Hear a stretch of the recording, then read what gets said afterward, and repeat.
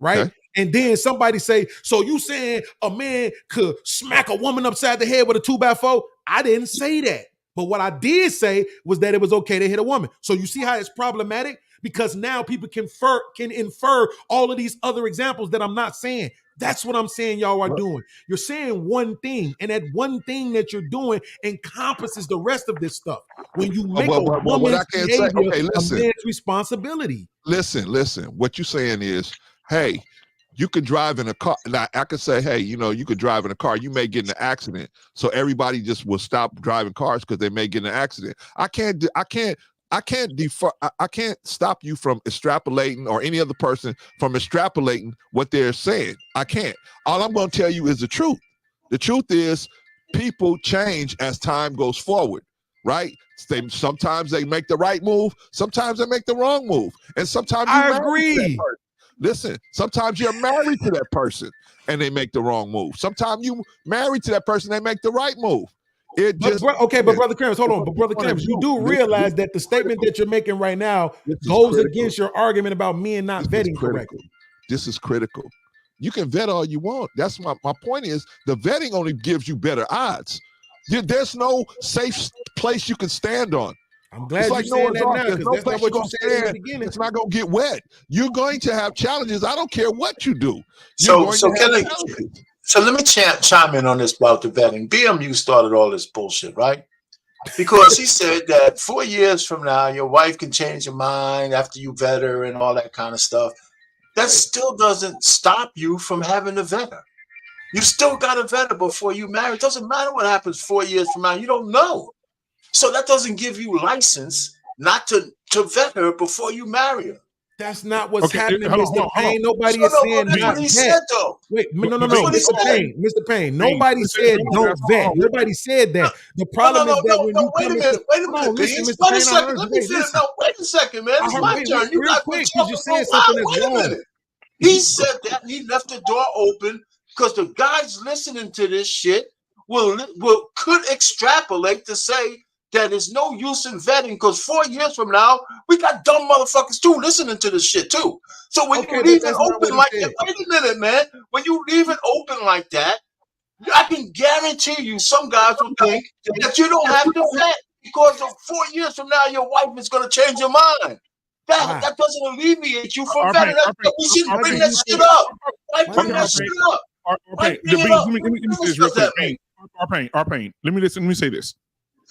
If God would give me the ability of his power for 30 minutes, I would line up every man out in front of your house that has been divorced. And I'm going to ask those men, let me finish. I'm going to ask those men, guys who have been divorced, all of you, what caused the divorce, and did your wife change from when y'all got married to the point where you got divorced? I guarantee you 98% of those men was said, when I married her, I thought she was related to Jesus. But after year 4, the bitch was the child of Lucifer. So you guys sit down here and say you didn't say that even if you vet a woman 4 years from now, she could change up. You didn't say that?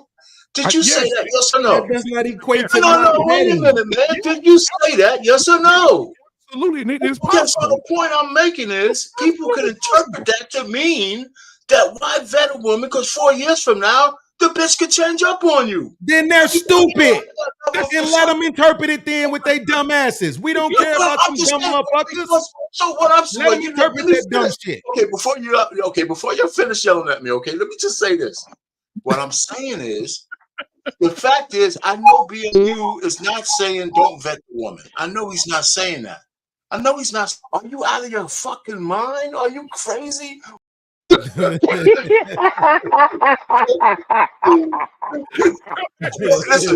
BMU, I know you're not saying that.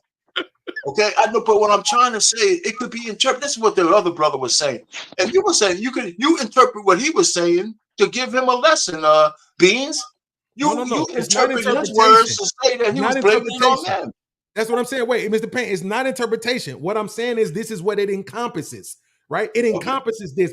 When you are saying that it's a man's responsibility, The way that a woman behaves in a relationship, it encompasses anything. That means it don't matter how she comes. That is not an interpretation. That is not an interpretation. That means it don't matter how she come, good or bad, it's on him. That's bullshit, right? That's my point. But wait, but Mr. Payne, because I want you to understand the reason why BMU can say this, right? The reason why it's important for him to say that is because the narrative is the reason why the women are behaving the way that they behave is because the men didn't vet.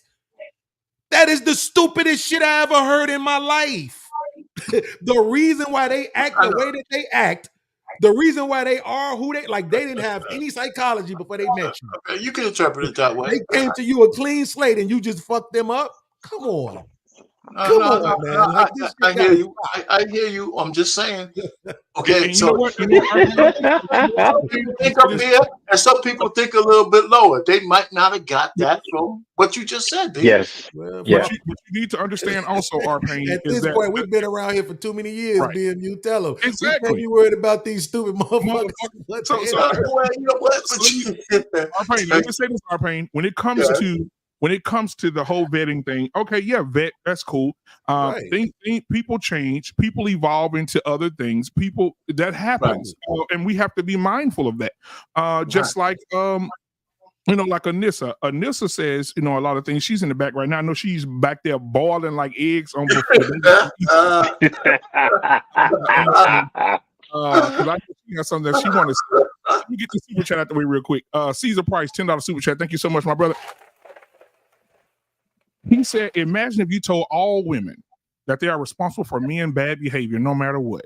That's a double standard. Men don't need to be leaders. We just need boundaries regardless. Thank you so much for the $10 super chat, my guy. All right. So, Anissa, you got anything you want to say? I'm just listening to this. Are you impressed? Am I what? Are you impressed by what you've heard Bean say so far? No. I understand his opinion. Now, Anissa, this is for the women, because you're the only woman. You and Embrace the Grace were the only women who stood tall today, and I appreciate you both. I will say this: that Beans does have a point. That most women will say, "I ain't gonna marry you because you can't handle me." If you're a woman of God or a woman of faith, I should not have to handle you. You should not. You should have enough self-control to shut the fuck up, sit the fuck down, don't say nothing. Oh, that's the hood in me. I'm sorry. It's Sunday. You should Damn. You should have On enough. a Sunday? Yeah, I'm sorry. God, I'm sorry. You have enough respect to say, you know what? I'm going to listen to my husband or do what my husband say. When my husband speaks, I'm going to pay attention and be respectful to my husband, because that's what I've been commanded to do. Regardless, if I feel like I'm not getting it or not, I have a role to play. And this is what God wants me to do. I have to do. So when judgment comes, if you're a believer, I have to be judged on how I treated my husband. My husband won't be standing beside me. I'm going to be judged on my individual stance on how I treated my man. And if so, you have to be willing and able to do for your husband. I think a lot of women, they believe in God, but they don't believe him. I think they believe there's a higher power, but the word don't matter, because the word make you feel some type of way. And I think that's what we're dealing with in this day and time. The women don't want to do nothing and want the man to do everything. And then the men have to deal with not only the mental illness, because most women have, we just seen 2 out of 5 women got mental illness.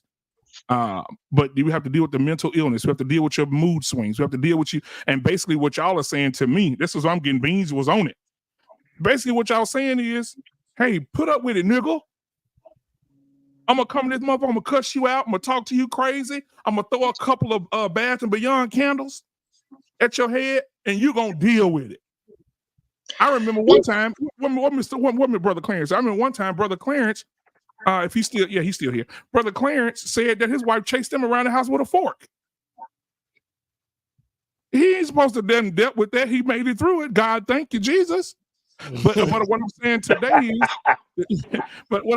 is, 20-year-old dudes today, 19-year-old dudes today, 23-year, they're not putting up with it. If you come at a dude with a fork today and he's 23, he's gonna knock your ass out.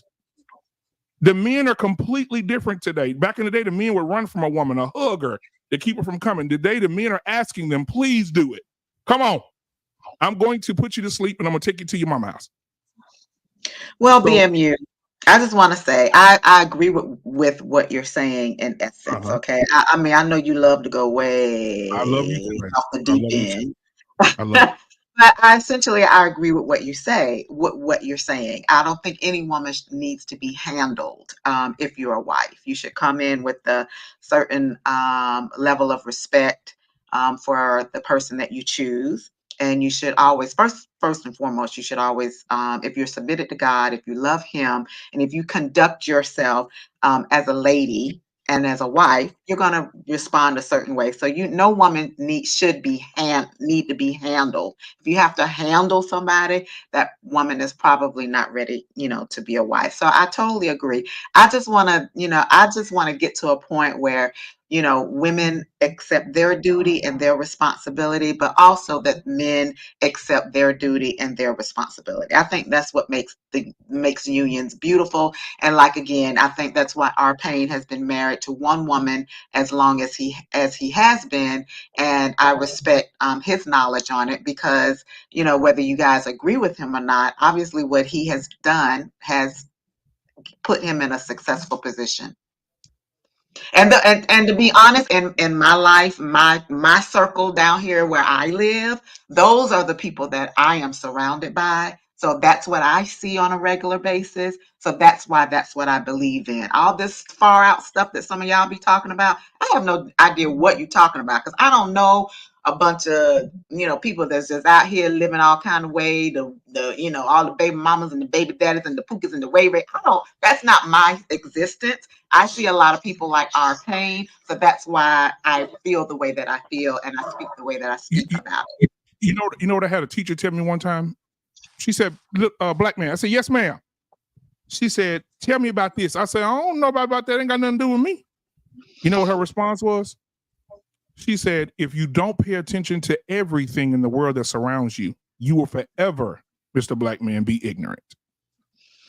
No, So, it's not that I don't pay attention. I am very aware of what's going on in the world. But what I'm saying is the people that I'm surrounded by, I don't have to deal with some of this stuff because the people that I'm surrounded by live a life like our Payne. They've been married for 30 something years. They've been married to one spouse for all of that time. They had all of their children in marriage. So those are the examples that I have. I was raised in a two-parent home. I choose men who are raised in two-parent homes. I have traditional values. So that is the kind of life that I want to live. So that is how I conduct my life. So some of the stuff to me is far-fetched. I got you, Beans. Just 10 seconds. But our Payne married a relative of Jesus. His wife is what the Bible speaks of, the virtuous woman. Who can find one? Beans just alluded a few minutes ago. And if you're a Christian, those are the type of men. If you are a Christian man, that is the type of woman you should choose. If you are a Christian woman, you should be choosing a Christian man. That is for Christian people, and that is what I believe. Okay, I have no business out here getting myself involved with someone that doesn't have those values. What sense would that make? If we're on two separate pages about what it is that we want. A few minutes ago, you asked me a question on whether or not I thought the young men were being raised to be providers and spiritual coverers and leaders and all of those things.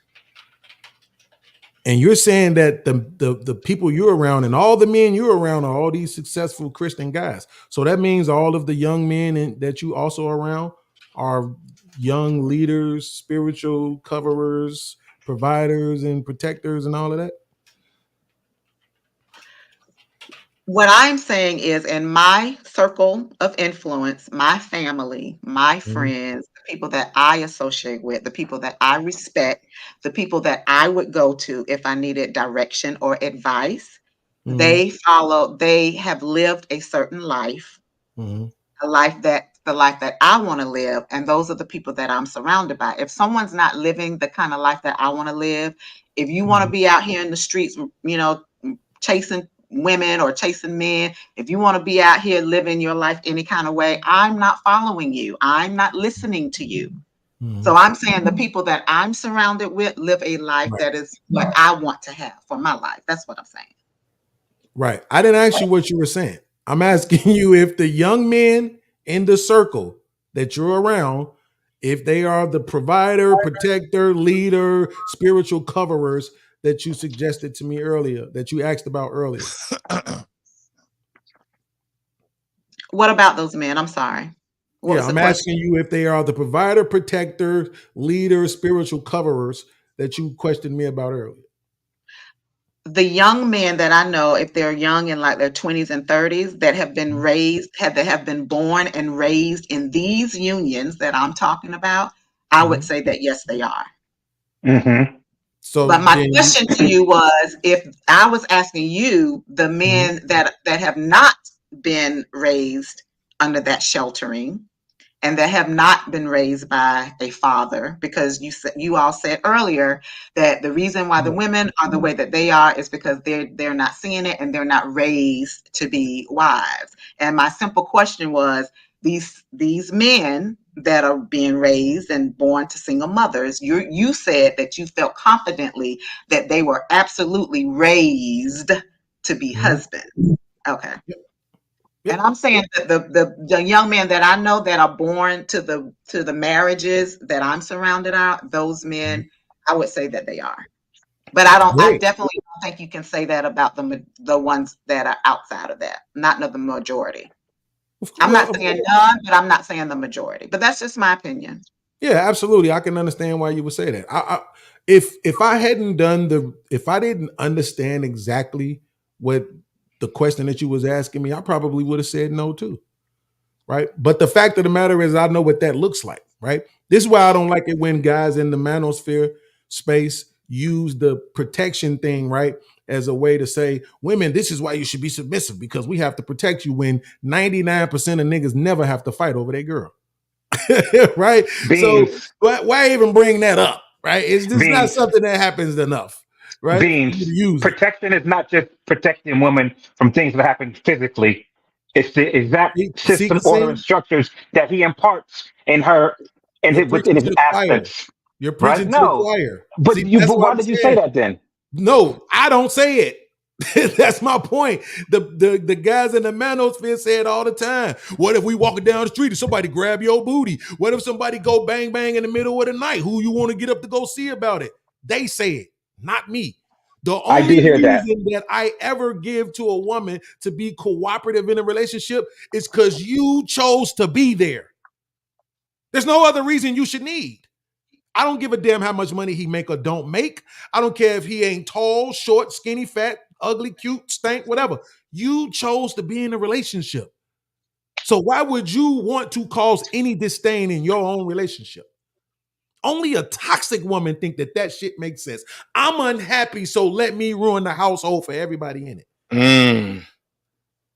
Where's the logic? That happens a lot. That's true. That happens a lot, bro. That goes back to Clarence's point. And the Bible says that too. The Bible, hold on, Trey. The Bible says that too. A wise woman buildeth her house, but a foolish woman, lost in translation, finish that for me, tears it down with her own hands. Absolutely.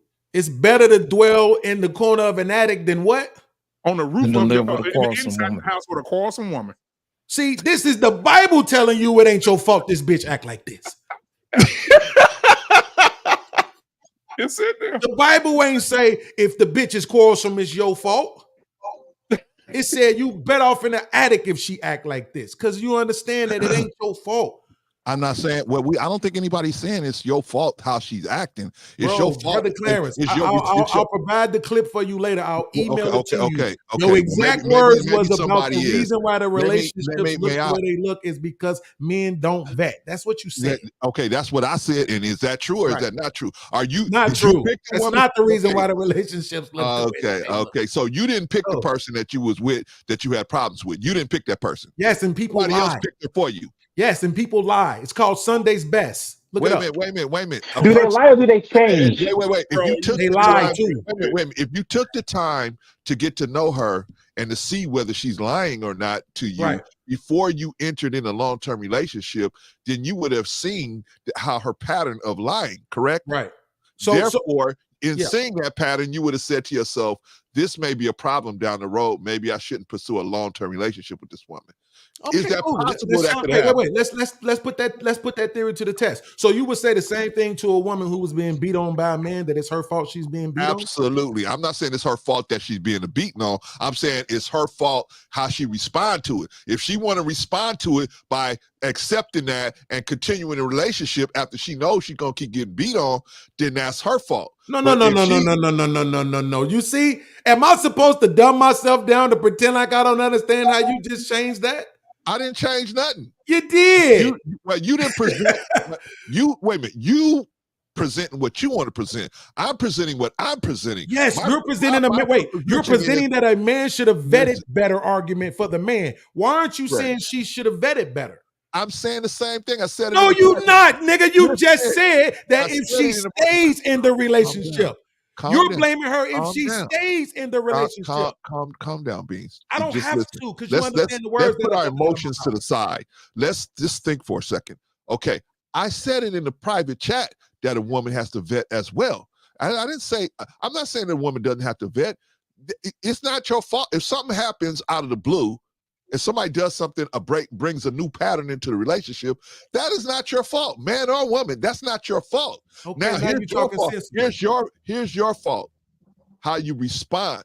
Now, if you're gonna respond by supporting that behavior, by not taking measures to cut it off, then you unwittingly are enabling that person to continue this behavior with you. That's What's your the measure? fault. The measure for what, in particular? You just said the measure for responding to that behavior. What's the measure?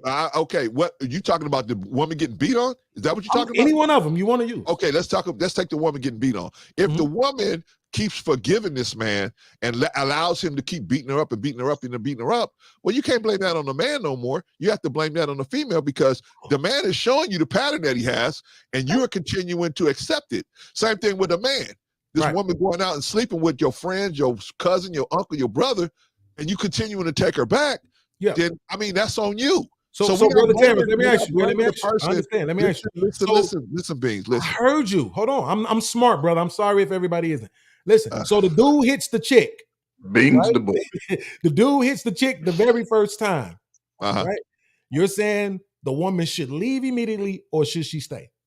She should consider all of the situation, the whole situation, and if she can see that pattern is going to reproduce itself, yes, she should leave. The only way to see if the pattern is going to reproduce itself is to let him hit her again. That's the only way she'll know. Yeah, if she survives the first beat down. Right. You said you're smart. Smart people don't have to let things happen again and again.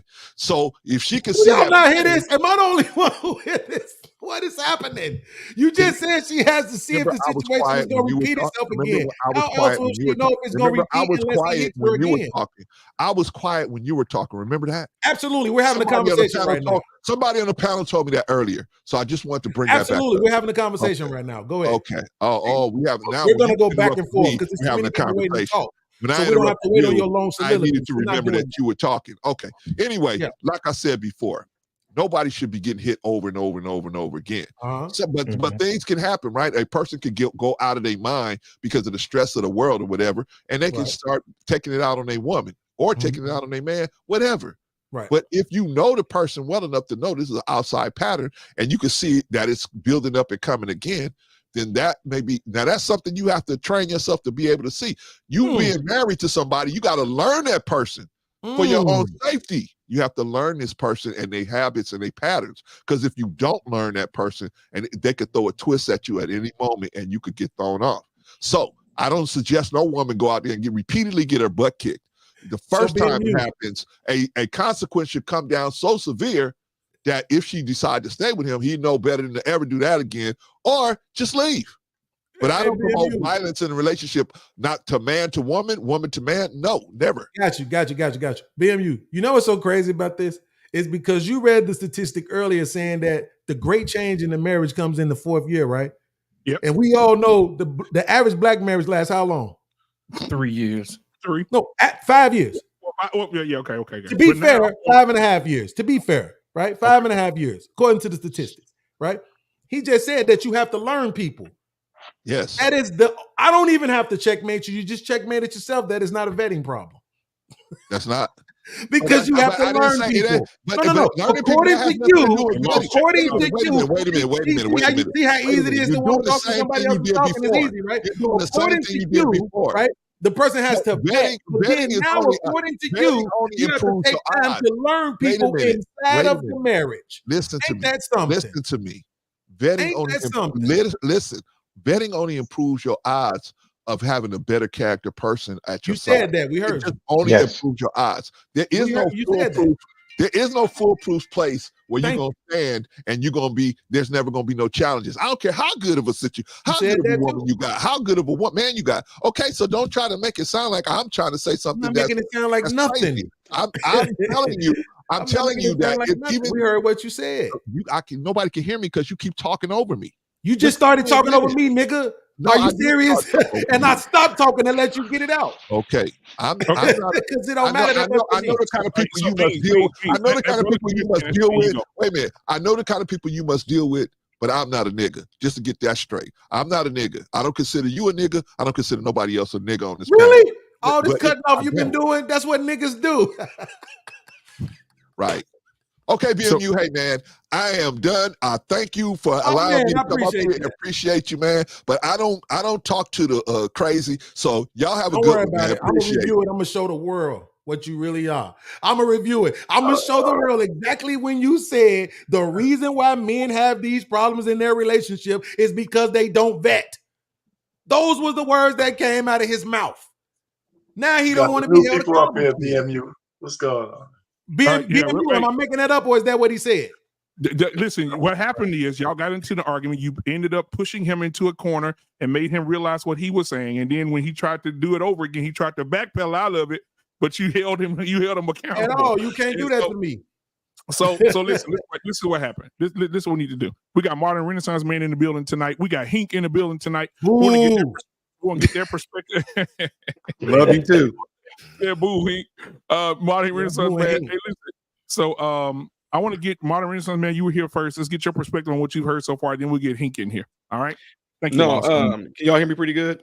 Absolutely. Yeah, you good, fam. Shout out. It's been a while since I've been on anybody panels, probably some months. But let me just go ahead and say this. Beans was cooking earlier though, and it's absolutely 100% true. It's one of the most egregious thing to sit there and think that because you a woman and you have all these issues that you bring this into a relationship and it's up to me to deal with that. That is absolutely ridiculous. How fair is that? How fair is that you sit there and talk about what type of man you want and you end up possibly getting that man, but then yet he got to sit there and deal with crazy you? There is no way. Absolutely no way. So it's something I always like to throw out there whenever I go and talk to these. That's what we've been doing lately. Is we've been going to actually having real talks with real people at real events, right? And one of the things I always throw out there to the folks that I go and talk to, which particularly we've been focusing on a lot of Black women because they seem to be the ones that have most of the complaints. I tell them, I say, why is it one of the biggest things I get from a lot of Black women, and it's true in the medical world, why do y'all assume my wife is white? Check it out. I'm going somewhere with this. I'm like, why? I cannot tell you how many people, Black women in particular. Oh, you married? Yeah. Yeah, okay. But we seen you around here. I bet your wife white, ain't she? Why would they ask me that? And I asked them, why do you ask me that? Oh, because you seem like the type of dude you wouldn't put up with. There it is. There it is. Right there. You seem like the type of guy and how you carry yourself, you wouldn't put up with what? With real Black women. What do you mean by real Black women? What does that look like? What are we talking about? You know how we are. Oh, you're right. But the thing that you're wrong on is that my wife is not white at all. But what they don't understand, what they're saying is that I wouldn't put up with the so-called type of ratchet that some, not all, Black women come with. So it's sad for them to actually even assume that. So yeah, Beans is absolutely right. There is no way, and that goes both ways too, that no woman should have to put up with a person that's not toxic. I always push this to our young mentees. Before they even think about even getting into a relationship, we need to know how you are mentally, emotionally, spiritually, psychologically before you even enter into this, right? Because to me, I feel like this, and me and my wife, we're going on 23 years. This June to be 23 years of being married. The things that we've battled over is stuff that's new to both of us. My wife didn't have to deal with the old me. I didn't have to deal with the old her. We dealing with new stuff that's never been encountered by either one of us. So then we have to talk our way through these things, whatever it may be. So yeah, and that's my take on that. And to me, I know some people may not agree with this, but if you tell me happy wife, happy life, no, that means that dude miserable. Absolutely not. It's not my job to make my wife overall happy. Things that I do for my wife, it might give her moments of happiness, but that goes away. Things that my wife do for me, it gives me moments of happiness, but that go away. But as far as being a happy individual within our marriage, it's up to her to do the things and find the things that make her happy. It's up to me to do and find the things that make me happy. And together we're happy people. Period. It's that it's not hard, but people make it complicated. So that's my take on that. And my mic is muted. Modern Renaissance. Let me ask you a question, fam. I think that basically what you said is that if your wife is not happy, it is her responsibility. But do you believe, as the man, that it's your job to fix it? That you're the rock, and that you should find ways in order for her to get from one particular state to another? Absolutely not. It all depends on what it is. It all depends on what it is that got my wife unhappy. If it's something, if it's a relationship type thing, then we're gonna work on that. But if it's something that my wife ain't happy about because she might be, I just don't know my purpose. Babe, you got to go find that. I mean, find some sisters in the church. But as far as me, it's not my job to delve into that. Now, that's what I'm saying. A lot of people don't understand that. Now, when it comes to things like, again, relationship wise, yeah. But me, I have a lot of things going on. I do things that make me happy, but we don't have to do things together all the time to be a happy couple at all. What she does on her own, she's happy with it. What I do on my own, we're happy with it. When as far as our relationship go, it's off the chain. 23 years in. Hey, so let me add this right real quick. I asked my wife right before this show when BMU, put that blasphemy up here that the baby boomers were in charge of all this shit. I asked my wife. I said, listen, one, I asked her two questions. One, are you happy? And two, I said, well, and she says, I'm happy. I said, well, what happens when you're unhappy? She said, well, I don't think it's your responsibility for my happiness. Clear blue. She said that shit to me, and I said, that's cool. You're saying all right stuff. So she knows I do podcasts. So I said, listen, I'm just using you for content right now. So I want to know what she is. She just started laughing. But she was honest. She said, listen, we got our things we do separately and what we do together, and that's fine with me. I said, well, that's good. I disagree with Modern Renaissance, man. I absolutely will take the toxic girl. Lord have mercy. You know what I'm saying? I just want her to know that I'm not the reason why she's toxic. Just don't blame me. You know what I'm saying? Bring the toxicity to me. I'll calm it down, but don't blame me for it. You know? Absolutely not. Appreciate no it. way. Appreciate it. Hank, come on in, man. Way. I know what I qualify for. Welcome to the show, Hank. What's up, man? How y'all doing tonight? What's up, my man? No, I would just sit back listening. A lot been said, and I definitely understand. But what was the main point of the conversation? Because I know it went all over the place. Happy life, happy wife, and whether or not a man is responsible for a woman's happiness or their behavior in the conversation, their behavior in the relationship is kind of where we've been at for the last 20, 30 minutes. Yeah, I don't believe. I believe adults should be responsible for what adults do. But the part about vetting, I believe a man should vet. I mean, if you're not vetting, you're not paying attention, you're not being aware of what's going on, what's been said, and what's been done. Then, if you go into and still do it, then that's on you. You got to take that loss. You got to take that L. You got to take that lesson.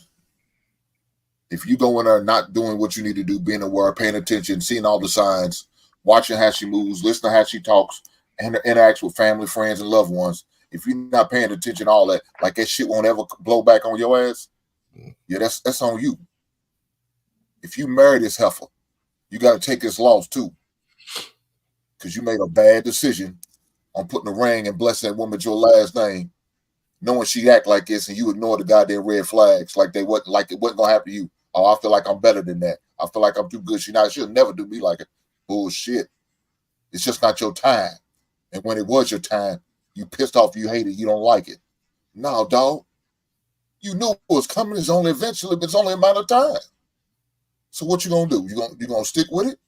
You gonna try to figure it out together? Especially if you're married. Now, if you're married, I believe you got to fight this thing out. We're going to have to figure this out. We're going to have some good, hard, tough conversations that we should have had from the beginning, but now we got to have them in the middle of this marriage.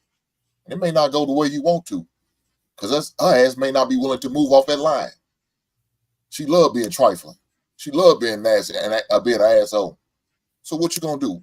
You got to make a decision as a man. Yep. Trey, can I ask you a question, fam? Trey, do you believe that in the marriage, right, you can still choose to be together, or would it be more of a duty? You asking me within a marriage, can you still choose to be in a Choose marriage? to be like every day you choose to be together, or is it more of a duty? I'm gonna use Arpane's favorite words. I think two things can be true at the same time.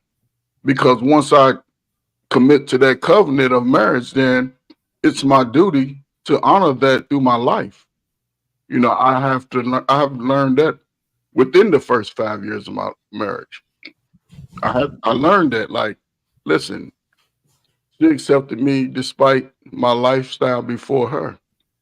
I showed her my clean bill of health. She showed me her clean bill of health. And we understood what our mission was. And yeah, it's my duty to be a husband. I like being a husband because I get to show off all my skills that I learned when I was growing. I like that shit. You know, I like walking around, women looking at me and they pretty as hell looking at me. And they tell my wife, yeah, he's cute. Yes, I am. I am that type of guy. Now, would I go out and saying, oh, I'm this? No. I'm an average height guy that take pride in myself. And the fact that I have a wife that understands her duty and her love for me, shit, that shit's great. I can't complain like some people probably, you know, you go through ups and downs in a marriage. Hell, go out and date. You know, you just got to, like Ming said, you just got to come in with the right mindset, went through the process that you should have saw within them first couple of weeks or months or whatever. And once you get married, if both parties are not committed 100% to the building of the name, of the last name, that's why a deal breaker could be if you come in and she want to take a hyphenated last name. That's a red flag. If you marry her, hey, she easily can separate everything. Her money, her life, her bed, all that shit's gone out of your little house or your apartment because she don't want an apartment. I mean, she don't want to get the house. She'd rather spend $1,500 that can be a mortgage on how to look good for the streets. But, you know, it's my duty and my love for my wife, you know. So, see, I'm 55. I'm trying to do it for the rest of my life. If you don't want to be married, focus on getting your skills set up. Save your money. Stop buying that bullshit out there. Start making that shit in your living room or something. Get together, fellas. Invest together. If you got kids, go get them. Teach them how to read better than you. Teach them how to go beyond what you did. That's the greatest gift you can do for yourself. Other than that, shit. Okay, that's my last story. Appreciate it, Trey. Lady. We got a $5 super chat from Caesar Price. He says, I'm tired of older men telling young men like me we're responsible for women's happiness. Y'all know that's a lie. Women are grown adults. Appreciate it. Thank you for the super chat, sir. Now, I've been watching the show from the background, and there's a few things I want to ask that I noticed in the conversation that we had. One of the things is that we assume that men should be leaders, right? And they should be responsible for the household, right? Correct? Yes, they should. They should be. Yes, but many of them are not. Okay. Let me ask you a question. What are we doing as a community of men to prepare those who are not?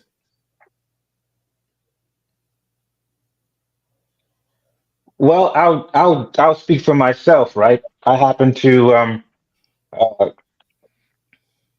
be at a particular level in my career where I have the opportunity to look at potential in individuals, and I mainly look at potential in Black men that are brought, you know, before me, or individuals that I see in my department, and I take a particular, I guess, way of grabbing those men and really imparting wisdom, not only about what it is that we do as a company, but also ways in how they can increase their abilities, to increase their competence, to increase their skill sets, so they can move on from their current position to where they want to be. And there's not very many Black people, in my company. I'm one of the few ones, and I'm one of the ones that really make a difference. So I try to do that. The individuals that I'm out and about in my daily life, if I'm happy to be chilling somewhere and I see something very interesting, I'll strike up a conversation, with some people. Or when I go back home to Newark, New Jersey, is mainly where I can do the most good because I was born and raised in Newark. So they know that I was born and raised in Newark, but now I'm doing quite well, here in New York City. And some of that wisdom I impart, in them. And I think that's where it comes from. I know I can't help everybody, but those who I can, I do what I can for. Let me ask you a question. How do you decide what's baseline? Do you ask them their background, figure out exactly what they know, that type of thing? Because everybody doesn't start at the same level. You have some people who come from certain backgrounds who are at a certain level, and you got some people who have to start from the ground up. How do you make that assessment? I make that assessment first of all by speaking to them, knowing where they came from and who they are part of, but also I'm gauging their willingness, right? I might speak about certain things that I encounter, and I'll ask them particular questions. Like, what? I was presented with this particular proposal here, with this particular problem. How would you handle that? I know you don't know everything, but how do you handle that? And I want to see how they walk through problem solving, right? To see if there's some potential there. Like, hey, what? There's some potential there where this individual can really be a really good asset, right? And then once I do that, I'll say, hey, what? Let me help you out here. I have this particular program that I got going on here. I would love for you to be a part of it. And I do it from that. But really, it's about competence and then willingness and drive. Absolutely. Now that we have these gentlemen where they need to be, and they're out vetting women, what do you tell these gentlemen now? They've done the work. They're in a position to take care of a family now. How do we teach them how to vet the proper woman for them?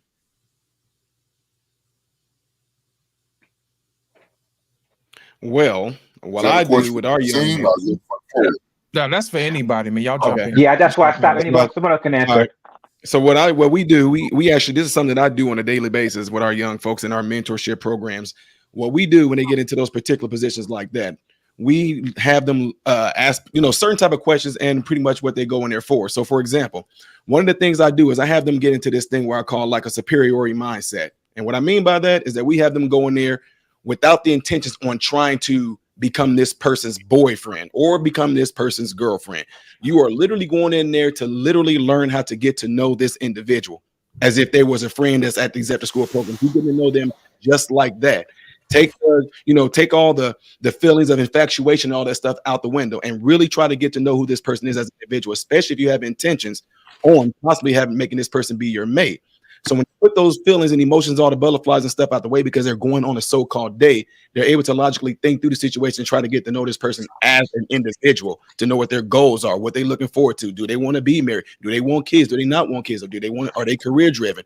So they can actually kind of narrow it down to if this is going to be the type of individual that I do want to possibly cross over and put my feelings into. Absolutely. Now that we have those men vetted, so they know what to look for, how do we get the women to see the value that these men, the work that they put in to become the men that they are? Because it doesn't matter what he does. It matters whether or not that woman sees the work that he's done. How do we get the women to respect that work?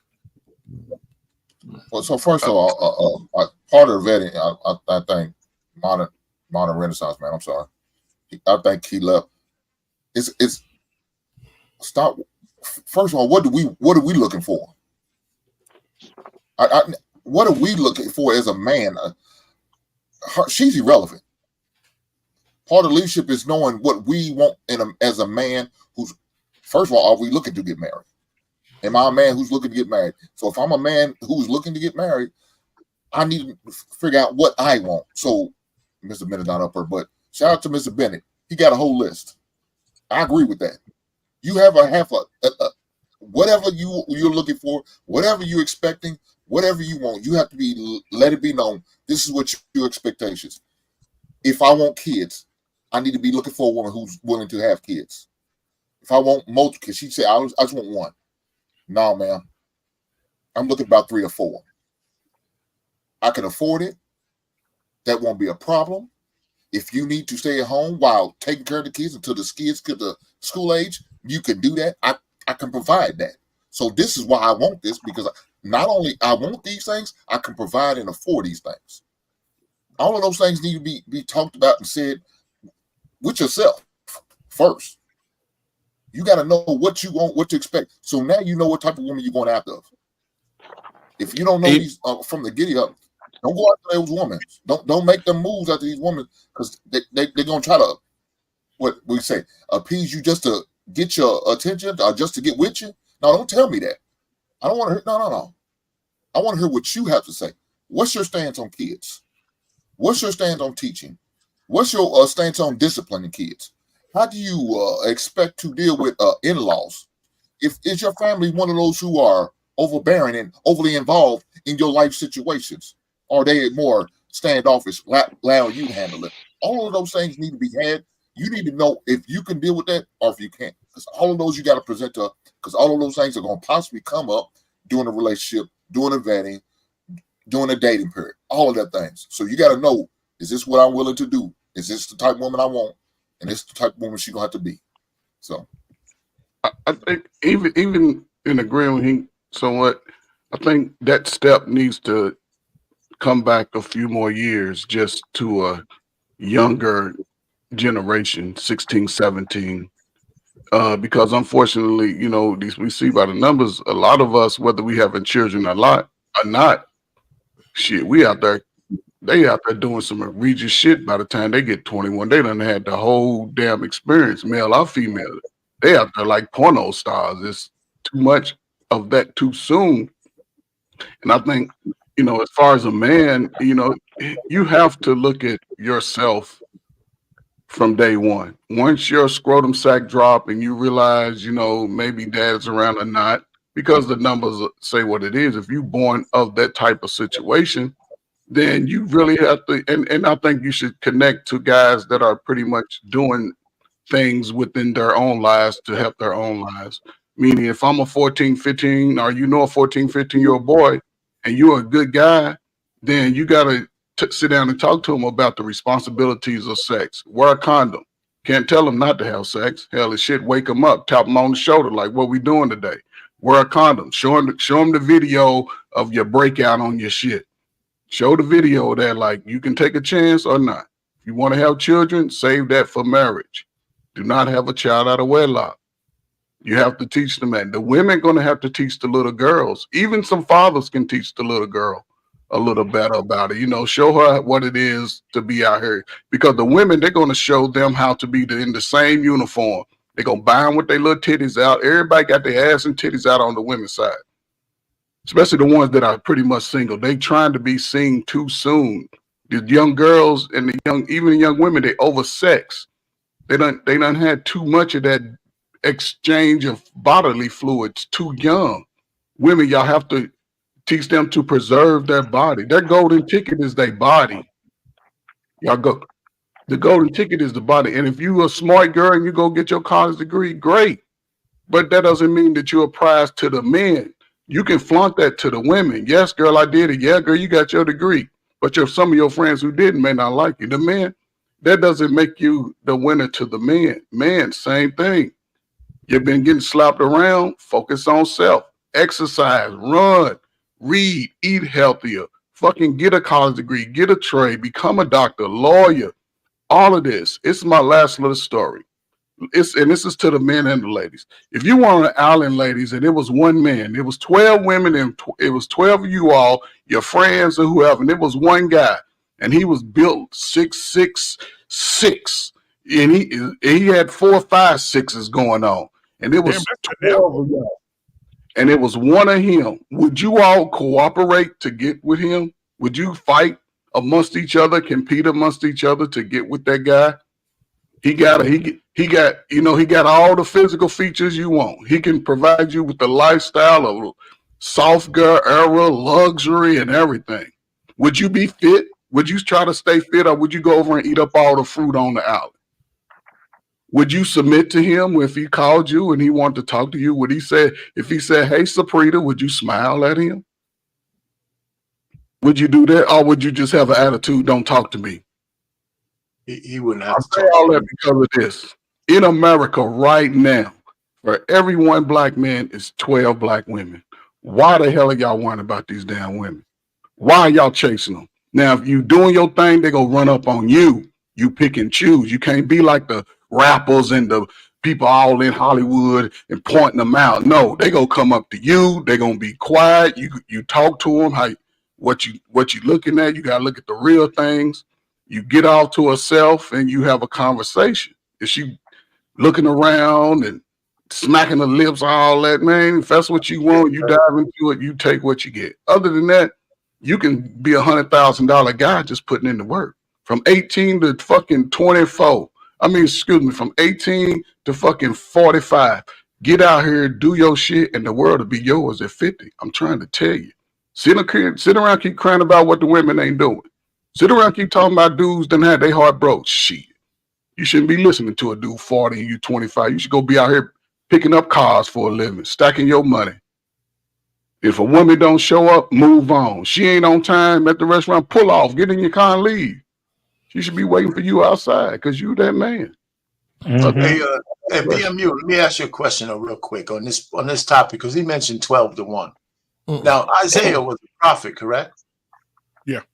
Yeah. So Isaiah chapter 4, verse 1 talks about 7 women cleaving to one man, looking for legitimacy. That's a prophecy. Mm-hmm. It's right there. It's right there in a good book that you guys like to quote. So, and are we going in that direction? We always talk about all women want one man. A small percentage of men. Arpain, here's the issue. The issue is that what Bean said earlier, men know how to take care of women. You know what I'm saying? It's just the fact that nobody talks about what it takes to take care of that man. Nobody is saying, hey, nobody's solving for that end of the equation. That's all I'm saying. That's all I'm saying. Everybody wants to focus on one side of the problem, but nobody is asking for the equal and opposite side of the equation.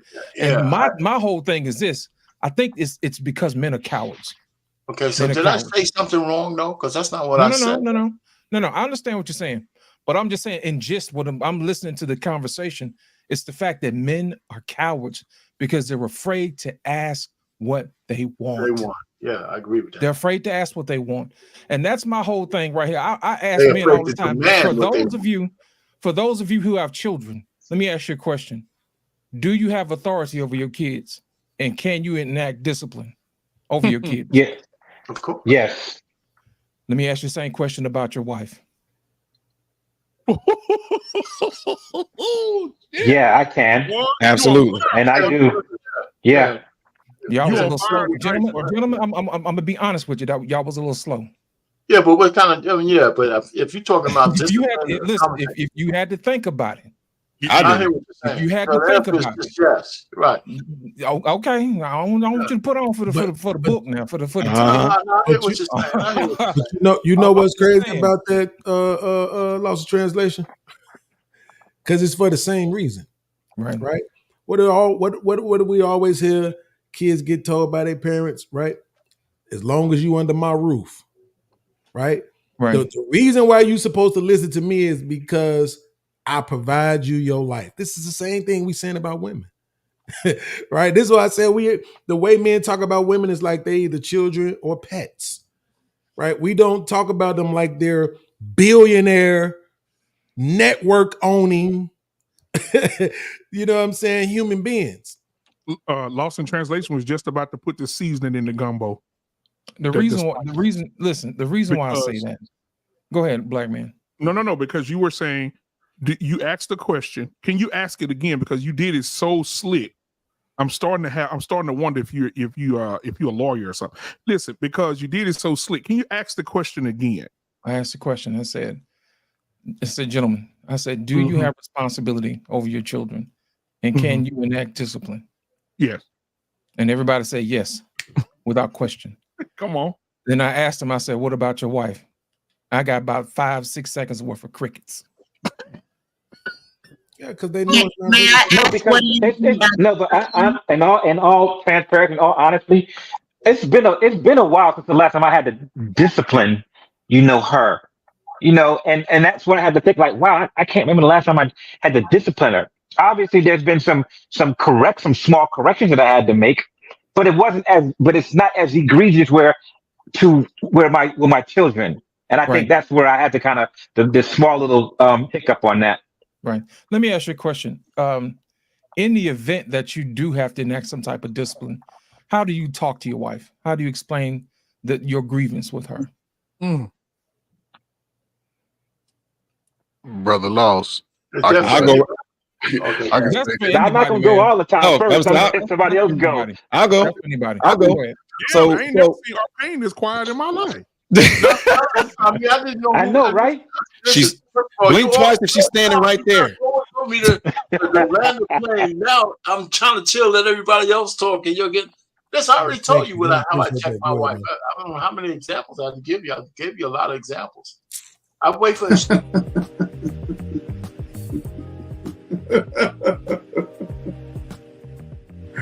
Oh, poor baby. To talk. Hey man, don't be putting Kevin on my ass, god damn it. Come on, man. You got the flow. You got the flow, sir. No, listen, all I'm just trying to say is, kind of what Kasim said. I mean, checking my wife is not like checking a kid, because my wife is never that kind of infantile. Right. So when she says some things that's out of bounds, I correct her on the spot. And that's it. That's the only kind of discipline, if you call that discipline, I had to do with my wife. Right. So it's her verbal stuff, like, my kids are my priority. She said it a couple of times. I said, no, these are our kids. Don't be talking about your kids. They're ours. Our relationship is more important than your relationship with the kid. Our relationships is the most important thing. And that's a whole nother show, Arpain. Because we're going to do a show called The Giver of Life. A lot of women think since they're the incubators, that gives them the right to have full authority over their children. When we are simply the givers of life. But we're talking about that's a whole nother show. Yeah, but that's the kind of discipline. That's the kind of thing. Now, here's the thing. The reason why I asked that is because I think gentlemen need to learn how to handle conflict appropriately. I'm gonna tell you why I say that. It's because far too many times I've heard women say, I left because my husband was abusive. It's time to cut that out. It really is. We can't continue to allow them to use that narrative as an excuse. You see what I'm saying? That's the reason why I asked the question, how are we training young men how to be husbands? What exactly are we teaching them? Are we teaching them more than just to be producers? Are we teaching them more than just to be protectors and providers? Are we teaching them to be ministers? You see what I'm saying? To minister to your wife. Are we teaching them to be teachers to the children and to their family? Those are the things that we need to really teach our young men how to do. And also teach them how to believe in themselves. You know what I mean? Because sometimes your wife ain't going to have it in her to hold you up and pull you up by your bootstraps. Sometimes you got to pull yourself up by your bootstraps. You see what I'm saying? Because sometimes your woman don't want to see you cry. Sometimes you got to get in your closet and be like, hey, I got this. Between me and the Lord, I got this. You see what I'm saying? And in the event that you do have to say, hey, look, I need your help, there should be no hesitation. Because you've done the work. And my whole thing is this, that is the piece of the puzzle that I think a lot of men are missing. We're going to have to make sure that we figure out a way how to handle our women appropriately. You see what I'm saying? We do this thing with our young mentors. We do this thing with them where we actually teach them that very thing, because that's something that doesn't get taught, and that's actually how to fight in a relationship. And we don't even like to use the word necessarily fight. We try to throw things in there like saying how to have a constructive conversation when y'all get into what you call an argument. So when you ask that question, one of the things that I do is that one of the things I learned to do is that when something like that comes up, for one, I'm making sure there's nobody else around. I'm going to pull you off to the side. And I usually always do it when the mood is always good. Babe, come here, let me talk to you for a second. Hey, the other day, and y'all think I'm joking when I say this, I have a journal. Okay. So if something goes down and it kind of hit me the wrong way, let me okay. Hey, babe, come here for a second. Hey, let me look. Yesterday, you said this right there. That kind of pissed me off a little bit when you said that. And the reason why is because Now you don't get using what my wife, because she's so sweet, I didn't even know. Well, I'm just letting you know, just for like futuristically speaking, don't do that. And like what y'all mentioned earlier, when it come to like the kids, for example, if there was something that came up with our kids and I'm like, nope, it's not happening. Mommy told me I can't. My wife coming, yeah, I told him it could. It don't matter what you or them said. I told him no. Well, wait, stop, babe. Hey, going off in your room. Because what it end up happening, they'll end up learning if dad don't do it, I probably can run to mom. And mom, see, babe, nope, go to your room right now. Bye, babe. Come here, let me talk. When we do this right here, don't do that in front of them because this is what they're gonna do. And she'll, oh, I didn't even think of it that way. Right. You see what I'm saying? So what I do is I teach our young men and women that when those situations come up, you have to learn to actually battle in it. That the arguing, the going back and forth, they're trying to figure it out. That's supposed to happen. And what you end up finding out, if people are not taught that and learn that, that's one of the reasons why. That's why it's so easy for them to get out of it. And one of the things, I'm just being real, from the ones that me and my wife counsel right now, their biggest thing, and it's mostly women, they'll say he was abusive, but their abusive is, well, the way he talked, or they'll say he's very combative. And we have to literally tell them from a man's standpoint, what you see as being combative is not really combative. For example, now I'll just shut up after this. I got 2 sons that are grown right now. One moved out, been about 8 months. He's moved out right now, right? Got his own thing going, doing great. The other one is here in college. He gonna stack up his money. So when I find my wife, I'll move and do whatever, blah, blah, blah.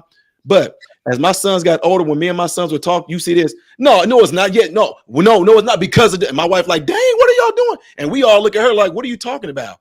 We're not even arguing. Like, what are you doing? My wife's, well, it sounds like y'all all over there just, no, this is how men do. So what I was saying is that a lot of times women can misinterpret that when we're actually talking to y'all as if we're being really aggressive and really, and when we're not, that's just us. So let me say this real quick before we move forward. You know, one thing I'm tired of? I'm tired of this thing that we have today that's very infectious. And we're talking about the provider conversation. Anissa's still on the call. Anissa has an issue with all these men being providers. And I believe I want to ask her definition of what a provider is, because she's a believer of faith. And I'm under the understanding that in the Bible, all those women worked alongside their husbands, with their husbands, for their husbands. And if you're a believer of the faith, I don't understand why there's an argument that you got to get your it's Sunday. You have to get your dark colored gluteus maximus up and go to work. I don't understand it. I don't understand why we have a problem with it. So if Anissa, for just a moment, Anissa, if you could just come out of the casket for just a second and address the audience, that would be very helpful for me to understand. Please. Well, I'm not in the casket. I'm under the hairdryer, actually, but I'm still listening to you guys. But it was in response to Almanaz said, in the vast majority of relationships, both people work. So what is all this provider talk? And I responded to Almanaz. I said, the men are saying that they are the providers. And then she said, the stats don't support that. And I said, I'm keeping my mouth closed. I didn't start the conversation. I understand. This is for both of you. My thing is this. I didn't start it. Who said, I want you to go biblically and show me when it says provider, did it only particularly point out finances? No, I don't believe that provision is just for finances. I don't believe that. Of course not. No, you don't. I mean, you provide protection, you provide the spiritual covering, you provide a lot of things. You provide safety, and a major part of your responsibility as a man is to provide finances for the woman. I believe that. But it's not the only thing that you provide.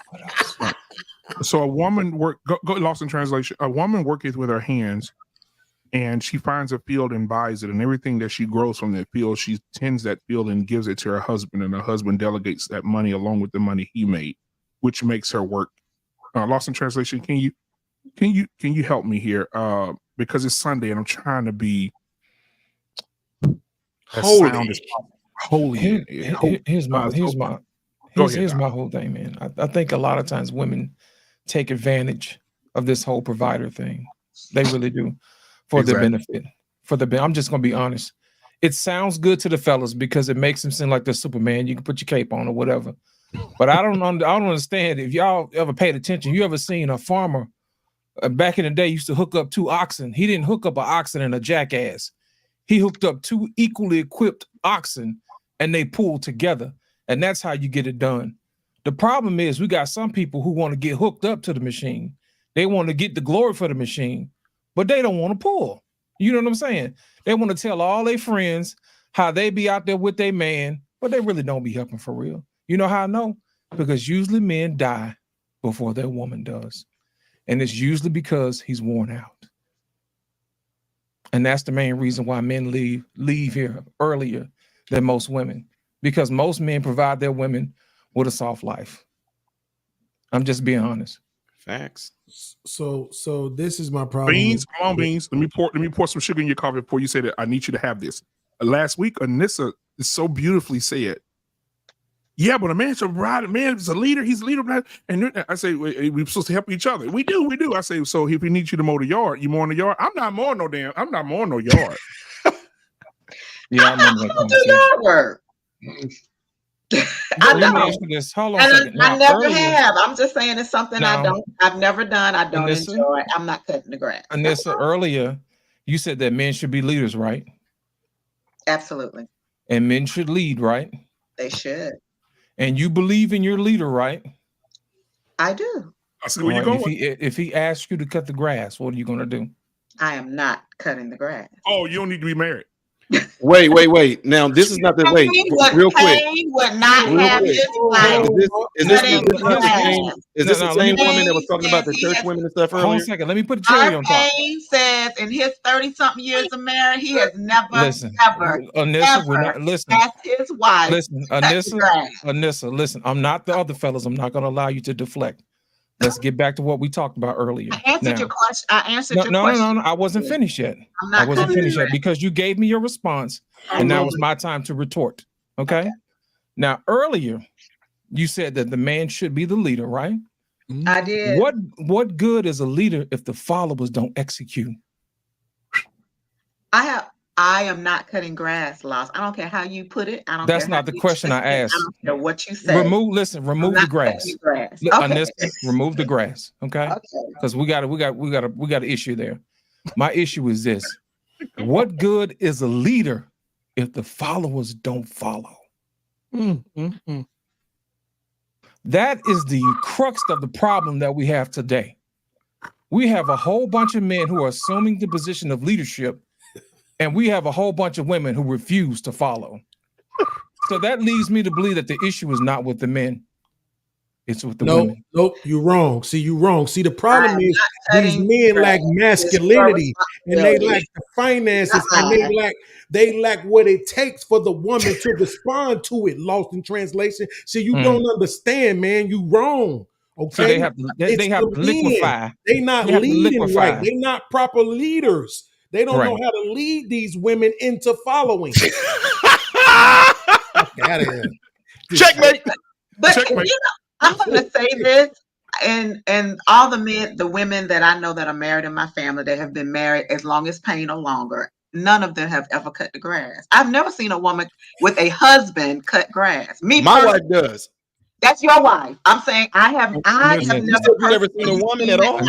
Anissa, hold on, Anissa. Hold I on, haven't Anissa. seen it. Not the women in my family. Anissa, I with all guess due that's respect, to go your say family. Okay. all women, all Anissa. marriages are different because Anissa. none of the women in Shovel my snow. family They have shovel cut snow. grass. Anissa, with all due respect, I haven't Okay. seen it, Lost. I'm not lying. I'm just being I honest. understand. Listen, I believe you. Their With all due husbands respect, their husbands take care of them. listen. With all due respect, your neighborhood is not the world. I'm gonna let you Oh in a my little secret. God. I am going I'm by gonna my let you listen. experience. Listen, I'm gonna let you in a little secret, okay? Now, if Now, you this want is your what I, woman to cut let grass, me that's fine. finish, Anissa. Let me I'm finish, not okay? saying it's wrong. Now, you gave your little anecdotal evidence. I'm gonna provide you with mine. Okay. Now, on the weekends, I like to go dream building. Okay, I go into neighborhoods of homes over $1 million because that's where I want to be someday. So what I do is I peruse the neighborhood to case out to see where I would like to purchase a home. Okay. Constantly, I go outside and I see women cutting the grass. White women, probably. White women, yes, they have on their little Oh, short yes. shorts. And they And wonder the kids are out there. She's watching the kids. They're having a good time, jumping and having a good time in the port. And this is not just one instance. I'm talking about all across the whole entire neighborhood.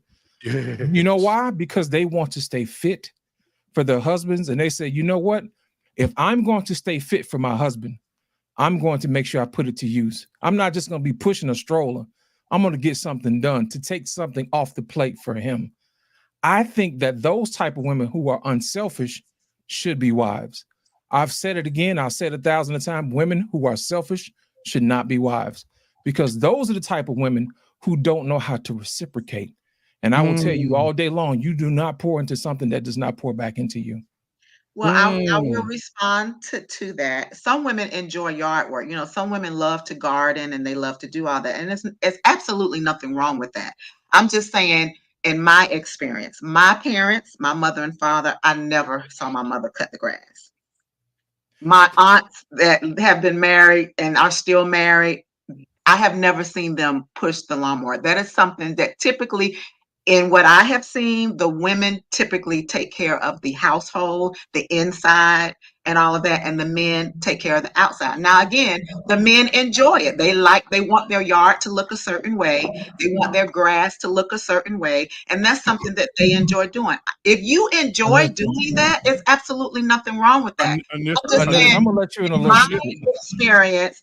The women did not cut the grass. They took care of the inside. They took care of the house. That's all I'm saying. So if I can use the grass, you can say I'm unfit. You can say whatever you want to say, but that's not. No, we're not going to say you're unfit. If I can't talk about my grandmother and great grandmother, you can't talk about your mama and your daddy.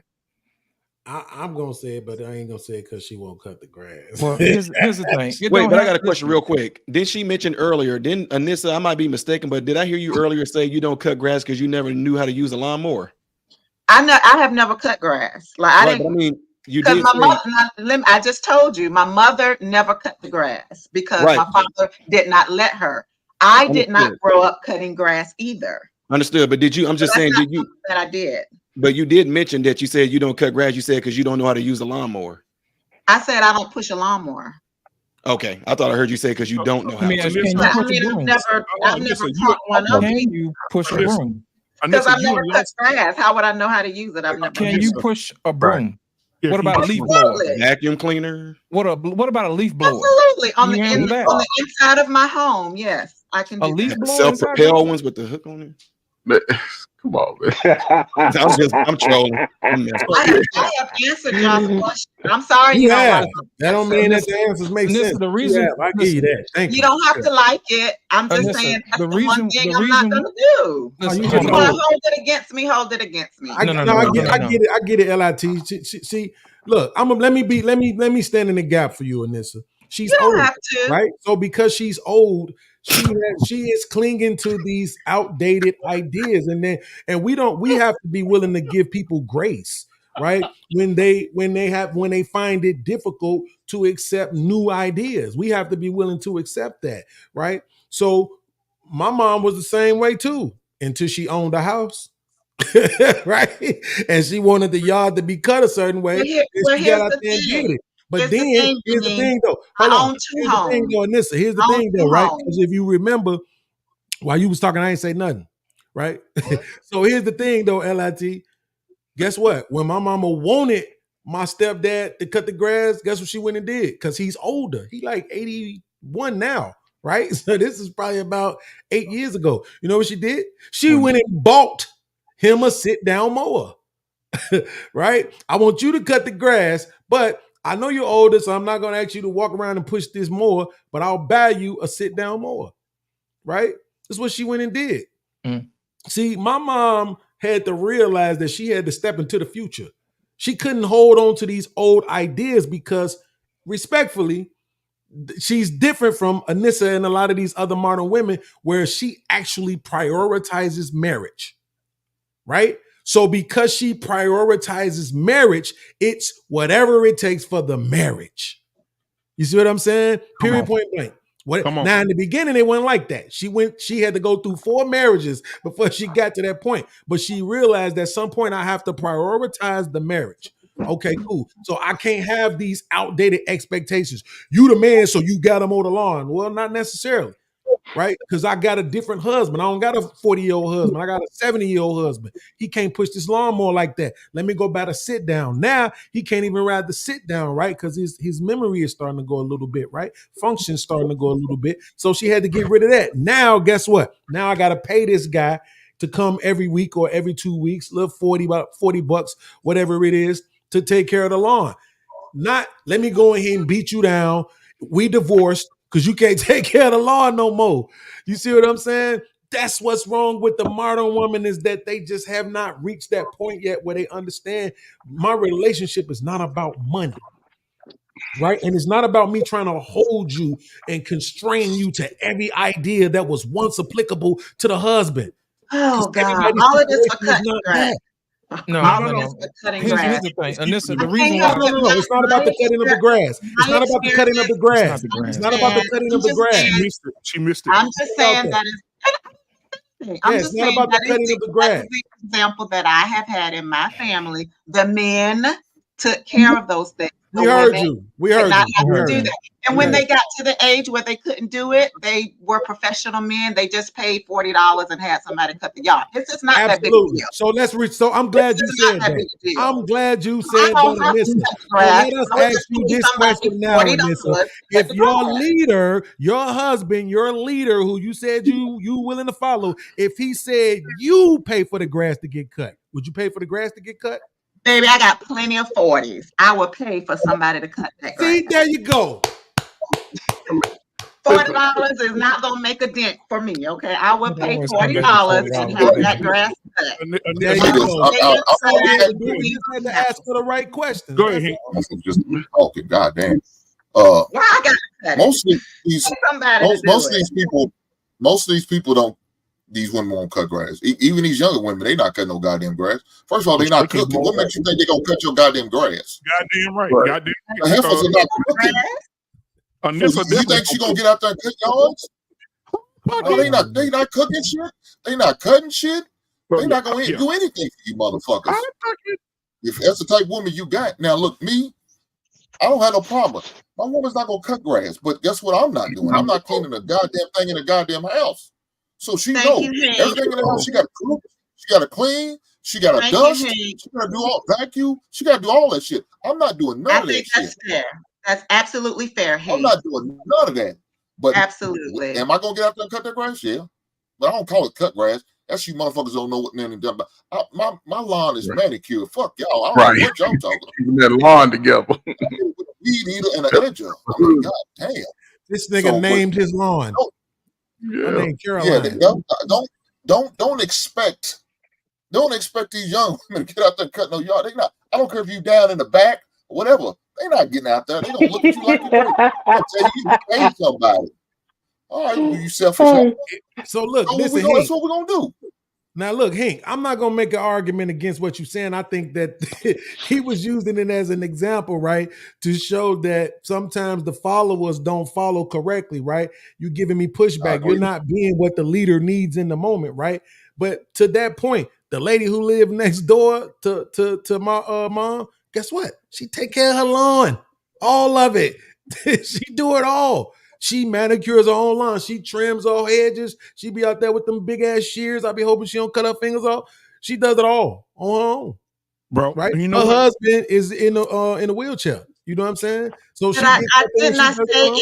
I said if you enjoy doing that, if you enjoy cutting the grass and gardening and planting flowers, so if you enjoy that, go ahead and do it. I'm not saying there's anything wrong. But think about this is what I was trying to say to Brother Clams earlier. Think about what you're implying.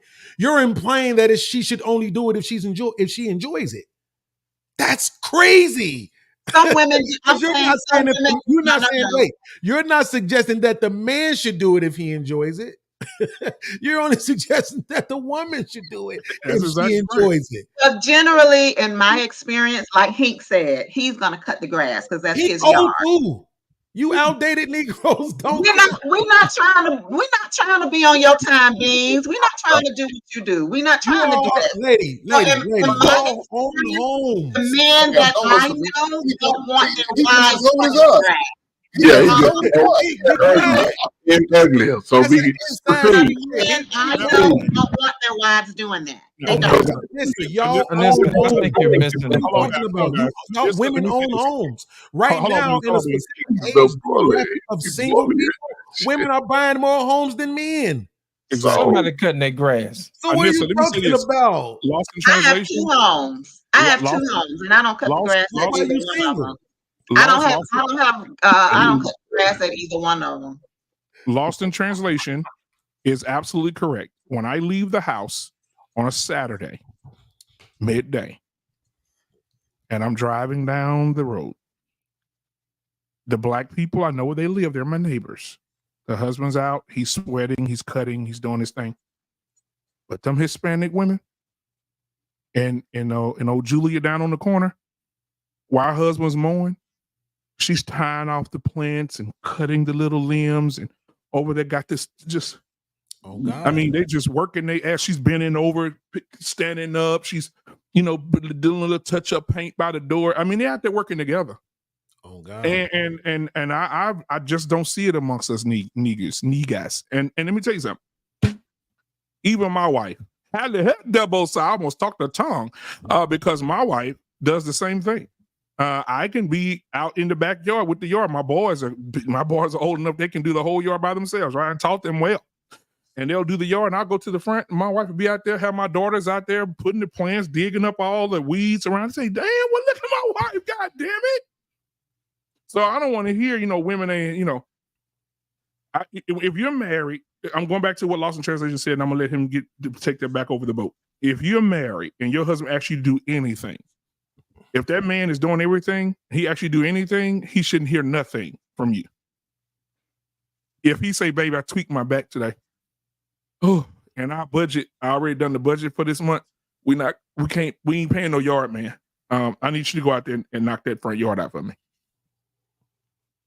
Anissa should have on her yoga gear in her Nikes. Overalls. Overalls, on God. out there mowing the damn yard. It shouldn't be no pushback. No. BMU, how old are your sons? My son, my oldest son is 16. My son after him is 13, and then my baby boy is 11. So wouldn't those be the next people in line to go cut the grass? No, but they ain't in your house. I knew she was going to say that. No, I'm asking about. They ain't in your house. Go ahead, black man. Keep going. I already answered you. I don't cut the grass. Listen, let me ask you a question, darling. So what if your husband say, What if your husband say, I don't do them lashes. I don't do that weave. I don't do those either. I don't do it either. I don't know. I'm saying now you I don't do starting to be weave. all right. Now put your number in the back. I don't do weave. I'm natural. I have my own hair. Then. Okay, I'm then. just saying I have not seen that in my family. I didn't grow up doing it. My daddy didn't make me do it. He didn't make me cut the grass and all of that. I'm sorry. Anissa, I'm sorry. I want y'all women outside in the hot sun. Hold on a second. Anissa, let me talk. Anissa, let me talk. Let's say, for instance, you do, Anissa, let's see. You do everything you're supposed to do in the house, right? Your husband do everything on the outside, right? Okay. God forbid something happened to you, you get sick. Your husband turns to you and says, "Hey, I don't cook, so you're gonna have to starve until you get better." Damn it. You're gonna accept that because he don't cook. That's not what he does in his family. He's never seen the men in his family cook for any of the women. So you're gonna have to starve until you get better. You cooking? You're gonna accept that? You cooking? I think I said earlier, I would not cut the grass, but I would pay somebody to cut the grass. What if you pay somebody to come in and cook for you? Is that okay? Yeah. Of course it is. Hey, baby, you don't give me head like I want to. Can I have the girl next door come do it? I think she's very good at it. Well, you don't pay them bills like I want to, so I gotta get that. No. That ain't what he said. That ain't what he said. Bills like I like. Is that what we're gonna say? Is that what we're gonna take all of this? Come on. You was doing so well. You had a clear-cut checkmate with to pay somebody to do the lawn, and then you threw the W away with the dumbass you don't pay the bill shit. Like that's and what type of way? What type of way? How he pay the bills that you would like it? But is it certain payment you want to do? Or is it certain app you want to use to pay the bills? Like, oh guys, come on! I'm use the credit card instead of a check. I'm kidding with you guys. I'm kidding with you guys. I'm kidding. I know. I'm just kidding. I don't cut grass, but I would absolutely have no problem paying a yard man to cut the grass. Okay, but as long as you get it done. Anissa, But say for As long instance, as you get it done, why does it matter how it gets done? Why are y'all so not to me. fixated It on matter the to them, not to me, baby.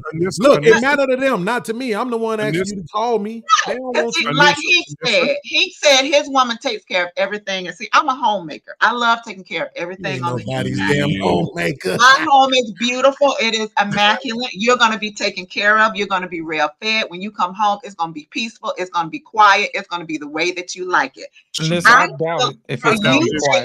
Of the outside, you've been rattling all night long. And edge it and do the shrubs. You can do Squirting, what? along with him. What you He said his woman Wait a minute, I missed that one.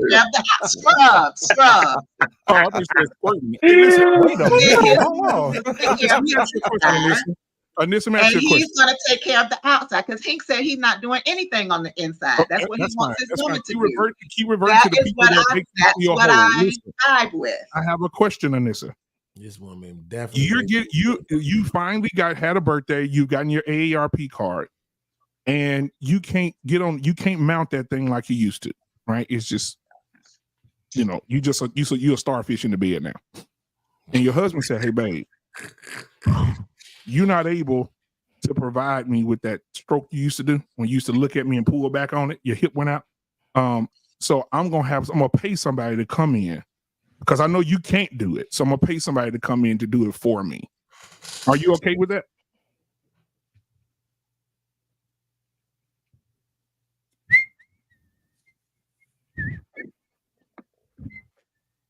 Boom, bing, boom, boom, boom.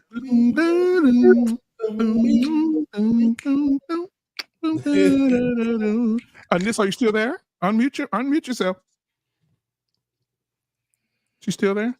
Damn. I asked the mic drop question of the night. Look, they don't want you. It's a stupid question. Okay, I agree. Stupid. You just being silly for being silly sake. That's all. Hey, well, give us a stupid answer. Give us a stupid answer. How much you weigh? Hold on, Beans. Anissa, if you can't throw that pussy from the free throw line like you used to, is it okay for your husband to draft another shooter? Okay. Conversely, if your ED gets the best of you and I'm no longer satisfied, can I go get somebody else? Can you answer a question without a question, please, man? Yeah, don't answer a question with a question. question without a question, man. Answer our question first, and we'll answer yours. Go. No. Why? He don't want to do starfish pussy? Because it ain't gonna be good. I wouldn't want to have to cheat on you if you're not putting it down like you used to. So we'll have to figure something Well, out. y'all will never know because you ain't doing nothing. But you know what, Anissa? We know that's why they do what they do. Anissa, you in your 50s, we know. right? We know it ain't. Anissa, you in your 50s, right? We know when it ain't. And we just looked at the statistic that shows 10 women to every one man. If he look at you and say, "Baby, I don't care if you go have sex with another man, your pussy's a half a century old. It's 9 other women out here in their 30s that I could go fuck." But how used is that 30? Now you all talk all the time how used these 30-year-old pussies are. You all say that all the time. They are used and great abused. rebuttal. They got a bunch of kids. Where we on right now? Great rebuttal. I say that all the time. But you know what? Listen, Anissa, they only catching up with their ancestors. Anissa, that used cat got a muffle on it. I don't know what that is. But supposedly y'all don't want that. So make up your mind. Wait, Anissa, you about what? 230, 240? But now you say you want it. I'm confused. I'm just confused. No, Anissa, that was a great. Hey, let it land. Anissa, let it land. That was a great rebuttal. You got to let it land. Don't keep repeating it because you're gonna dilute it. That was actually a great rebuttal. So don't keep repeating yourself. And let it land. Now here's the thing. How much you weigh? About 230? No, I do not. Are you under 200? Yes, I am. Oh, that's cool. I don't want to know more. Okay, I'll let me when you get over 200. I wasn't checking for you either. So that's I'll let me when you get over 200. No, that's okay. See, but soon as you hit 201, let me know. Anissa, I want to say this. Don't worry about it. Because this for you two, Beans. what we're running into, Hink, and it's for you too, and everybody on the panel. Shit, fuck it. What we're running into today is that women, Anissa, you're a very attractive woman. I will say that your mouth is full of disease that I've never seen before, but you are a beautiful woman. But is she? Yeah, oh, absolutely. She ain't on cam then. Damn. Yeah, she ain't on camera. She don't get on the camera. But yeah, Anissa's a very attractive woman, right? And what Anissa doesn't understand is she's speaking only for herself. She talks about her circle, the people she's around, the beautiful people that she's around, the husbands, the wives. She's around all the people that got the best dick, best doctors, best nurses, best bus drivers. She's around all of them. Just fuck them all. So right. So that's the best. Right, just the best of everything. And this has the best of everything. But what we're dealing with in the real world, because you're living in a fantasy. You're at Disneyland, right? I want to take you to the gutter. What we're dealing with today is 50-year-old women who portray them. Don't try to get me to go down with you. No, ma'am. What I'm saying Go is, ahead. You're the president of the sisterhood, and these are the women that you're representing, and these are the women that men are having to deal with today.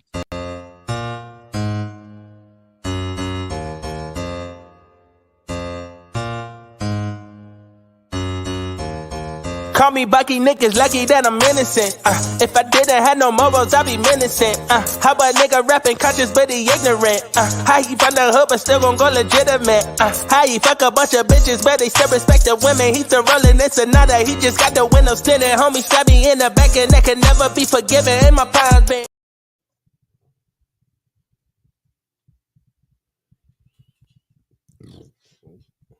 Those are the women that will go. Supposed to do that shit. What the hell was that? I don't know. DMU goes down into the trenches to find that kind of shit. Damn it, he really does.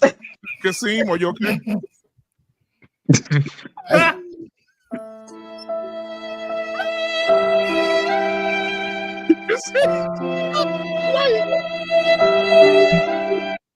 No, man. We got to do better. Hey, my boy Kasim said he left this woman when she gained 5 pounds. He said, "Fuck you, heifer, get out of here."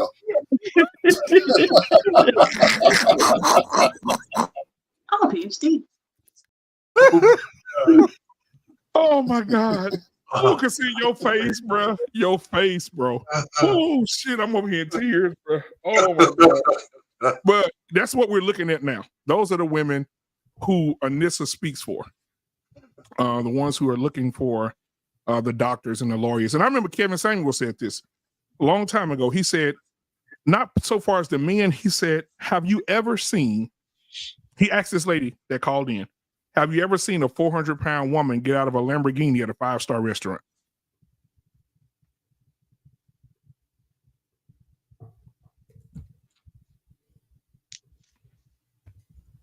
That was a question. I'm sorry.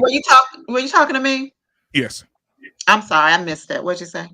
Have you ever seen a doctor, the bishop, the prophet, Kevin Samuel said, have you ever seen a 400-pound woman get out of a Lamborghini at a 5-star restaurant? Well, I don't consider him any of those things that you said. The answer is no. I have never.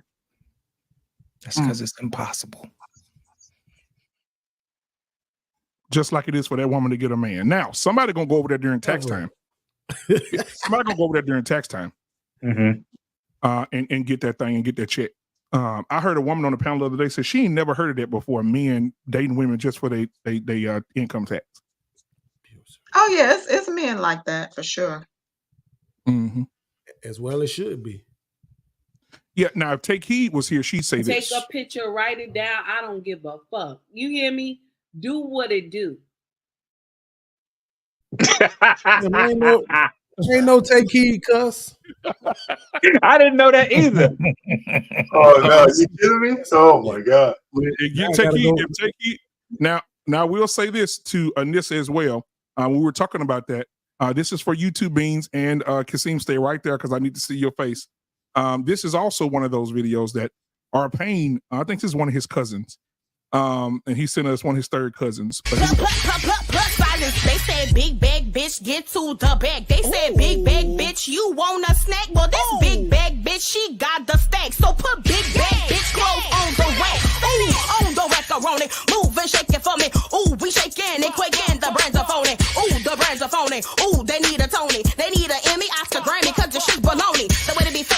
making all the sizes. If you ain't got at least a 4X, you ain't trying. Ooh, so give it to us, baby. Give us our guys. Give it to us when we step on the spot. Ooh, plus sizes. They said big bag bitch get to. If you ain't got a 4X, you ain't top. Kasim, she said, if you don't have a 4X, you're not trying. I know, I heard that. Who you came to see? Cornbread. Anissa, how do you feel about what she said? You know, I don't agree with any of that. You don't? Okay. No. So she cut the grass. Yeah, I think she'll cut the grass. She might have to. Yeah. Man, listen, I'm gonna say this because I don't appreciate the disrespect. Beans, hold on, Beans. Oh, whose part, Beans? Oh, whose part? On all y'all part. On all y'all part, because Beans, hold on, Beans, before you say that. Because I ain't left the fellas out. And Anissa sent us a video, and I know she didn't want me to show y'all this, but Anissa sent us a video of the dude she talked to now. Here he is. 3, 2, 1. Anywhere I'm at, turn the city up. I can flip a dollar to $1 million. I don't like to brag. Listen, man. Y'all know BMU is a lie. He's the biggest.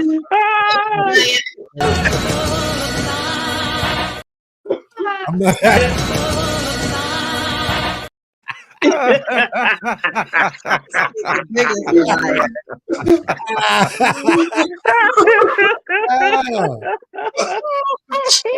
Oh shit, I can't. Get you some Circle of Life. The BMU got all the videos, all the clips, right? Y'all got to stop this though, okay? Because for one, y'all had me start judging all these different people that's making all these different songs. And I started realizing they can only represent what they are and who they are. You know what I'm saying? They would sound worse to get on the song and try to rap like they skinny. They would sound worse to try to get on the song and rap like they're Christians when they really hoes, right? So I'm at the point now where I'm kind of just like, you know what? Let me let you do you, right? And I'm gonna try my best not to be too judgmental, because they played this one clip. And I mean, this little heifer was talking about blowing dicks and all kind of shit, bro. Oh, I got her. Is she right here? To this one? No. Oh Lord. Nah, it was some little rapping ass about girl. cutting the grass. Kasim, you okay? Talking about using niggas for their money, all kind of stuff. And I know look, let's do this, because I know you blame the boomers for something, right? Oh shit! So Generation X is going. How you have nappy leg hair? Generation X is gonna have to take this one on the chin. Remember back when Dolores Tucker and all those people was protesting against rap music, right?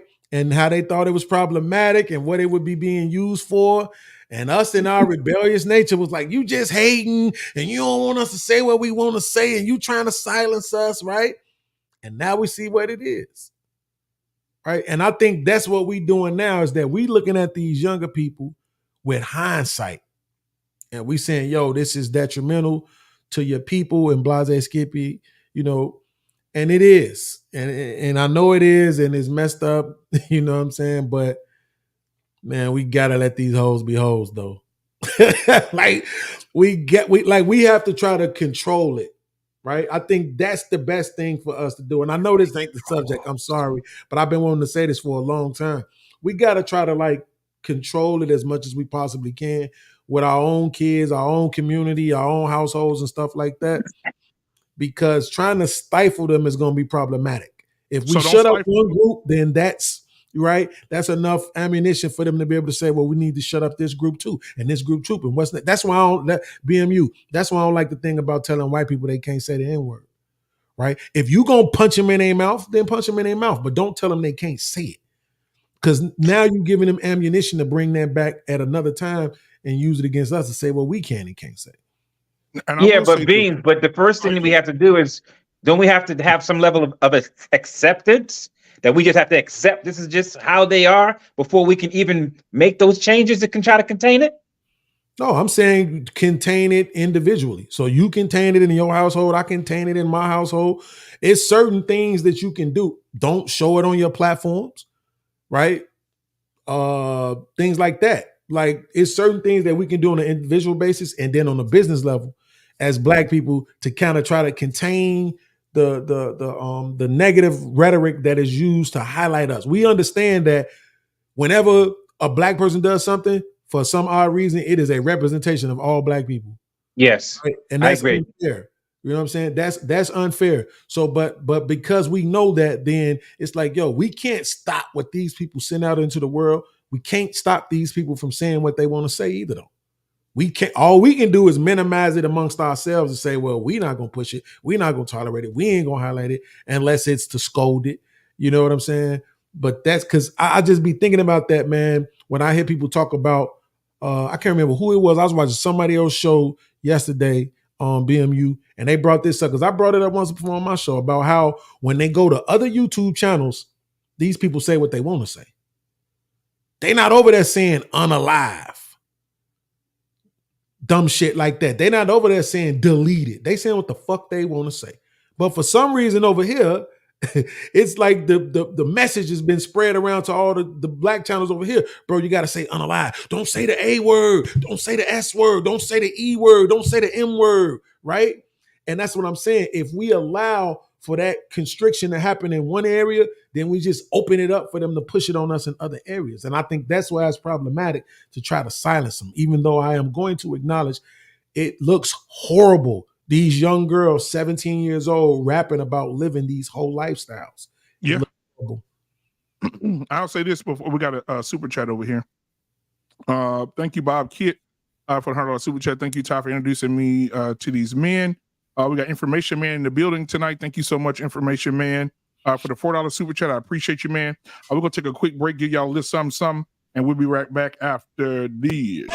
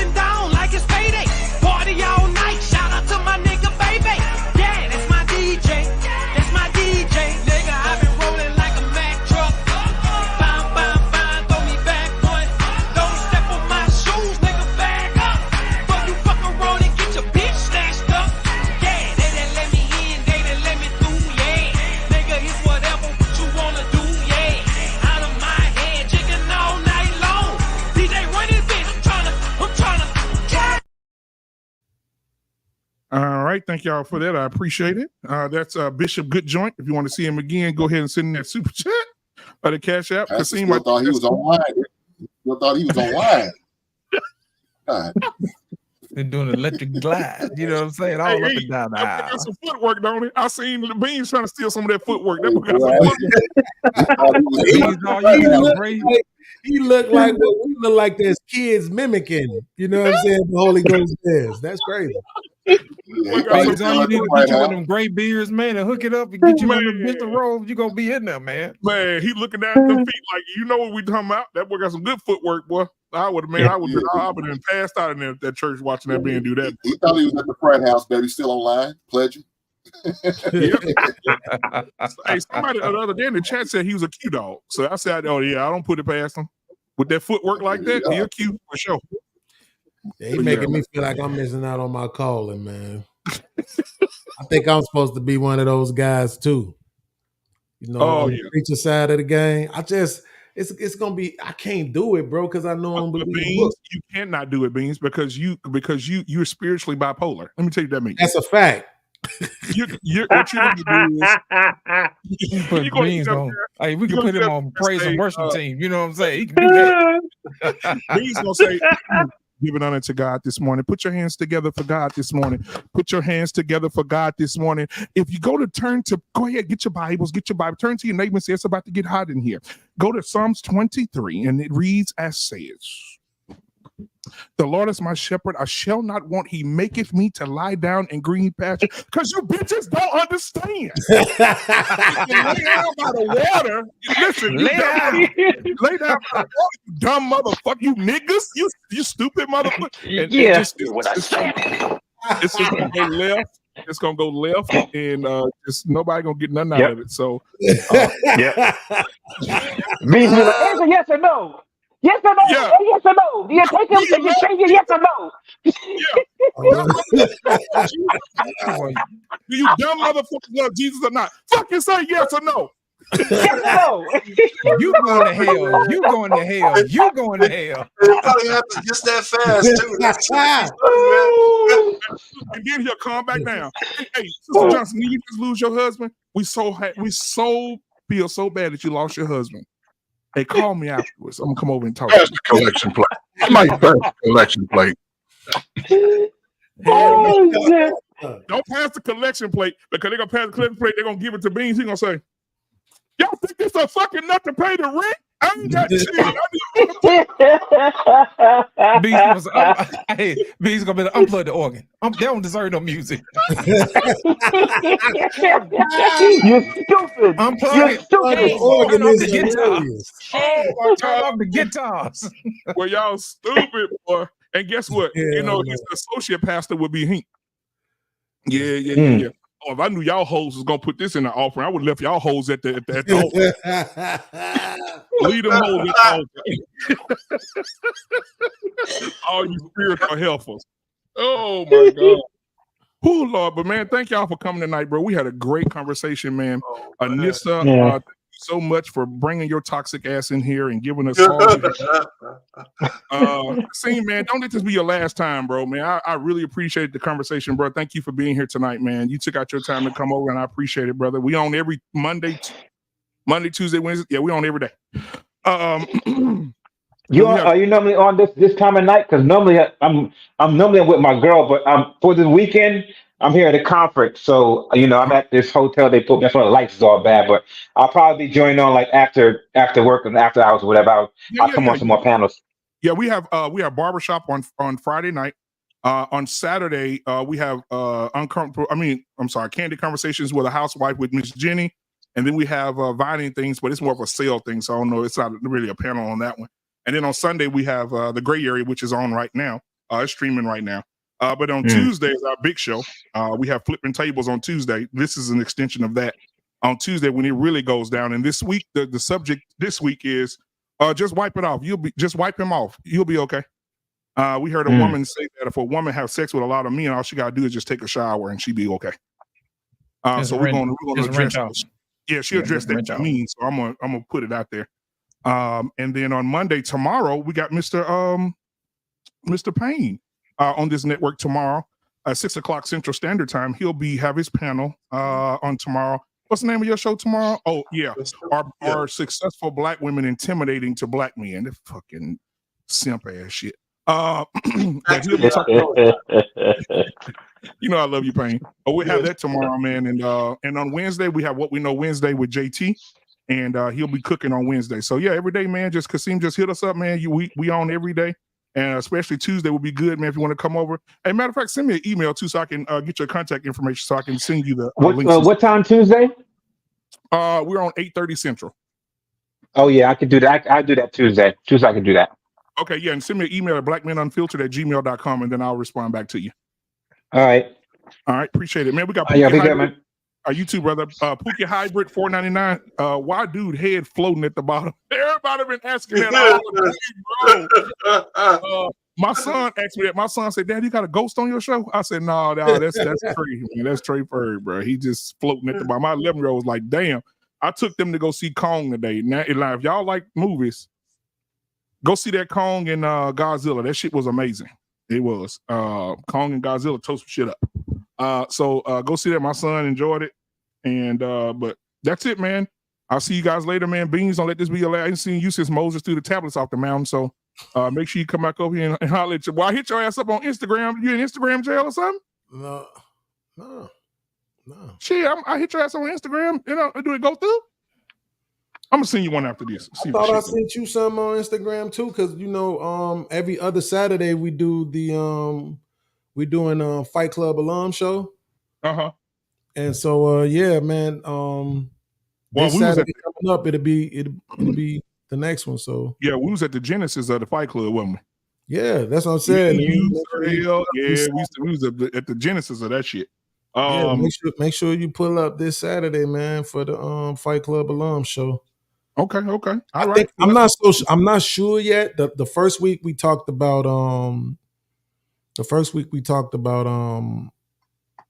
capitalism. And then this past week we talked about Trump. Okay. And I think which he's gonna win. He's gonna win, dude. Yeah, it looks there. Yeah. That's why the conversation, like, it's Fight Club alum, right? But we're not doing what it turned into. We doing what it was in the beginning, which is having a super dope conversations. But that's what the conversation was. What should we be looking forward to? What should we be addressing? If we could come together and say, this is what we want done, what should that look like? Because I'm with you. It look like it's over with at this point. Absolutely. Yeah, before you go, though, PMU, I'd like to promote my show better than he did. You know what I'm saying? Okay. It's just badass. Hold on. Before you go into the Odyssey, go ahead and promote your show, because I know you're not gonna go as long as R-Pain. Go ahead, my man. Go ahead, man. Who, me? You ain't never lied about that listen. bullshit. So I do a show on Mondays, man, at 7 p.m. Eastern, 6 p.m. Central. Sports. I talk about the basement sports, and then on Wednesday, I talk about that grown man conversation, 7 p.m. Eastern, 6 p.m. Central. All right, man. I appreciate you, Hink, my boy. All right, and then Lost in Translation, go ahead and get yours out the way.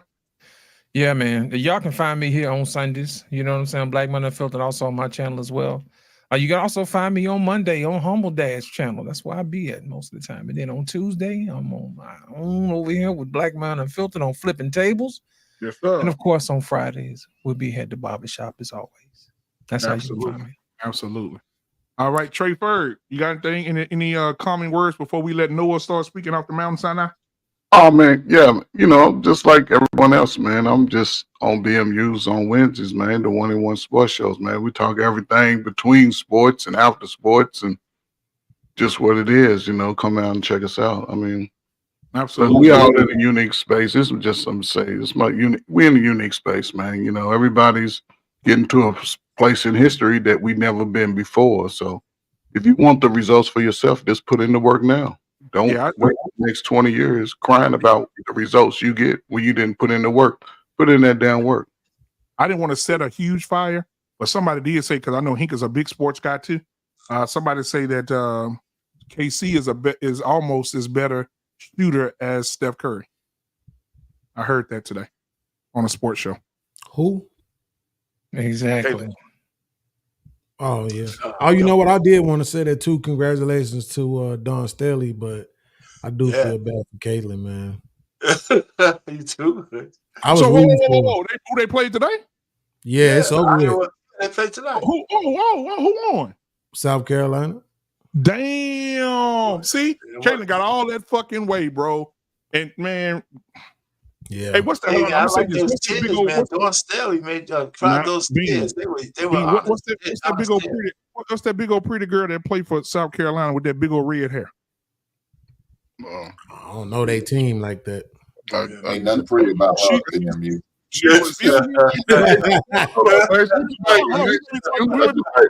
Things. I'm talking about the girl that was her and Angel Reese was going at it. Oh fuck! Center, you talking about the 6'6" center? No, she real the bright skinned chick. She's about 6'6" center. That's her. She ugly. She's 6'7". Yeah, she's a nice, cute little girl, man. She's just tall. Nosebleed section or some shit. I don't know. But yeah, Caitlin got sent home. Damn. Man. Like a basketball. She took it like a champ though. But I seen Caitlin put on her little dress. I was like, Lord help her, Jesus. Put your jeans back on, baby. Right. God, She can shoot that thing though, bro. oh, she a knock shooter. Yeah. So what y'all think about that? Before we leave, what do y'all think about that comment that she's almost a better shooter than Steph Curry? She's not. Well, that's not entertaining. She's not. Stop. Why are we even going down this road, man? Yeah, they said, hey, this is an opportunity for the WNBA because I'm telling you, I got floor seats for me and my daughters, and it was $12 a seat. So this is an opportunity. If Caitlin go ahead and go to the WNBA, and you got Reese there, and to create their rivalry, and people are going to see it, they're going to fill those stadiums, and they can make them. This now is the time. Don't fucking play with it. You're gonna miss an opportunity because Ice Cube already offered a $5 million to come play for the Big Three. So she should do both. You should do both for sure. You specifically said almost, so I give it to her. Almost. But think about it, the WNBA, her salary next year for the WNBA will be $76,000. She get paid more money at school. Yep. Well, she's gonna have a lot of endorsements though, so she'll have. That's fucking great. But anyway, R-Pain, tell us about your show on tomorrow. Hey, listen, I had a good time with Miss Jenny yesterday, man. That was pretty good. Yeah, it was good. That was hilarious. So tomorrow, really, it's just this serious finance sister that comes out and does that stupid pop balloon game.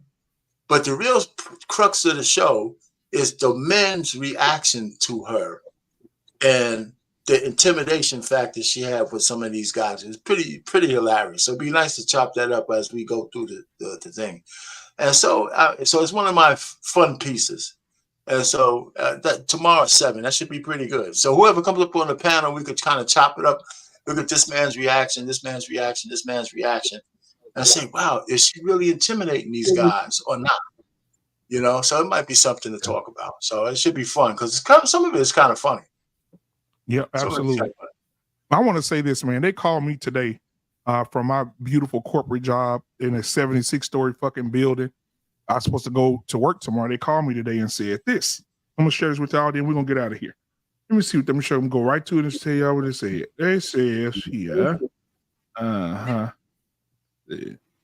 is that? Because I don't want to. Oh, there it is. It says here on tomorrow, April the 8th, do not, on any circumstances, come to the corporate office for work. Texas counties have issued a disaster declaration ahead of the eclipse. Okay.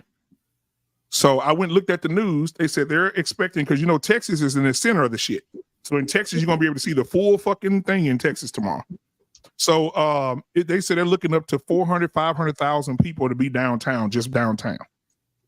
So it's going to be a fucking shit show tomorrow here in Texas. Traffic going to be a motherfucker.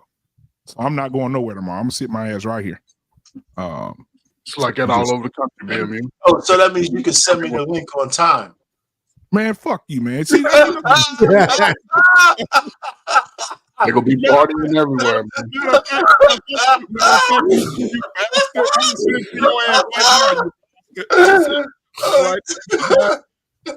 But man, thank y'all, man. I really appreciate y'all, man. Please come and support R-Pain tomorrow, man. He's gonna have a really, really good show tomorrow. The link will be in the chat tomorrow. So when the show starts, if you want to come up, go ahead and come up because he's gonna be talking about some simp shit. Fun, that's all everybody have some fun for a change.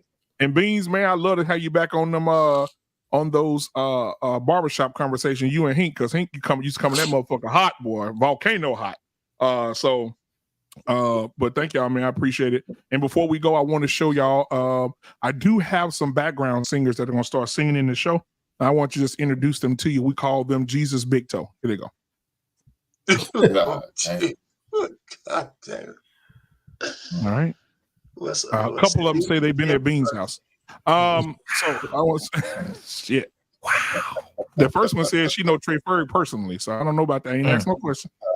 I'm gonna hide behind the mountain. You know why? You know why she knows Trey Furry, because that flow head. He's giving that flow head. Mm-hmm. She said she's going with no battle. A boundless head, man.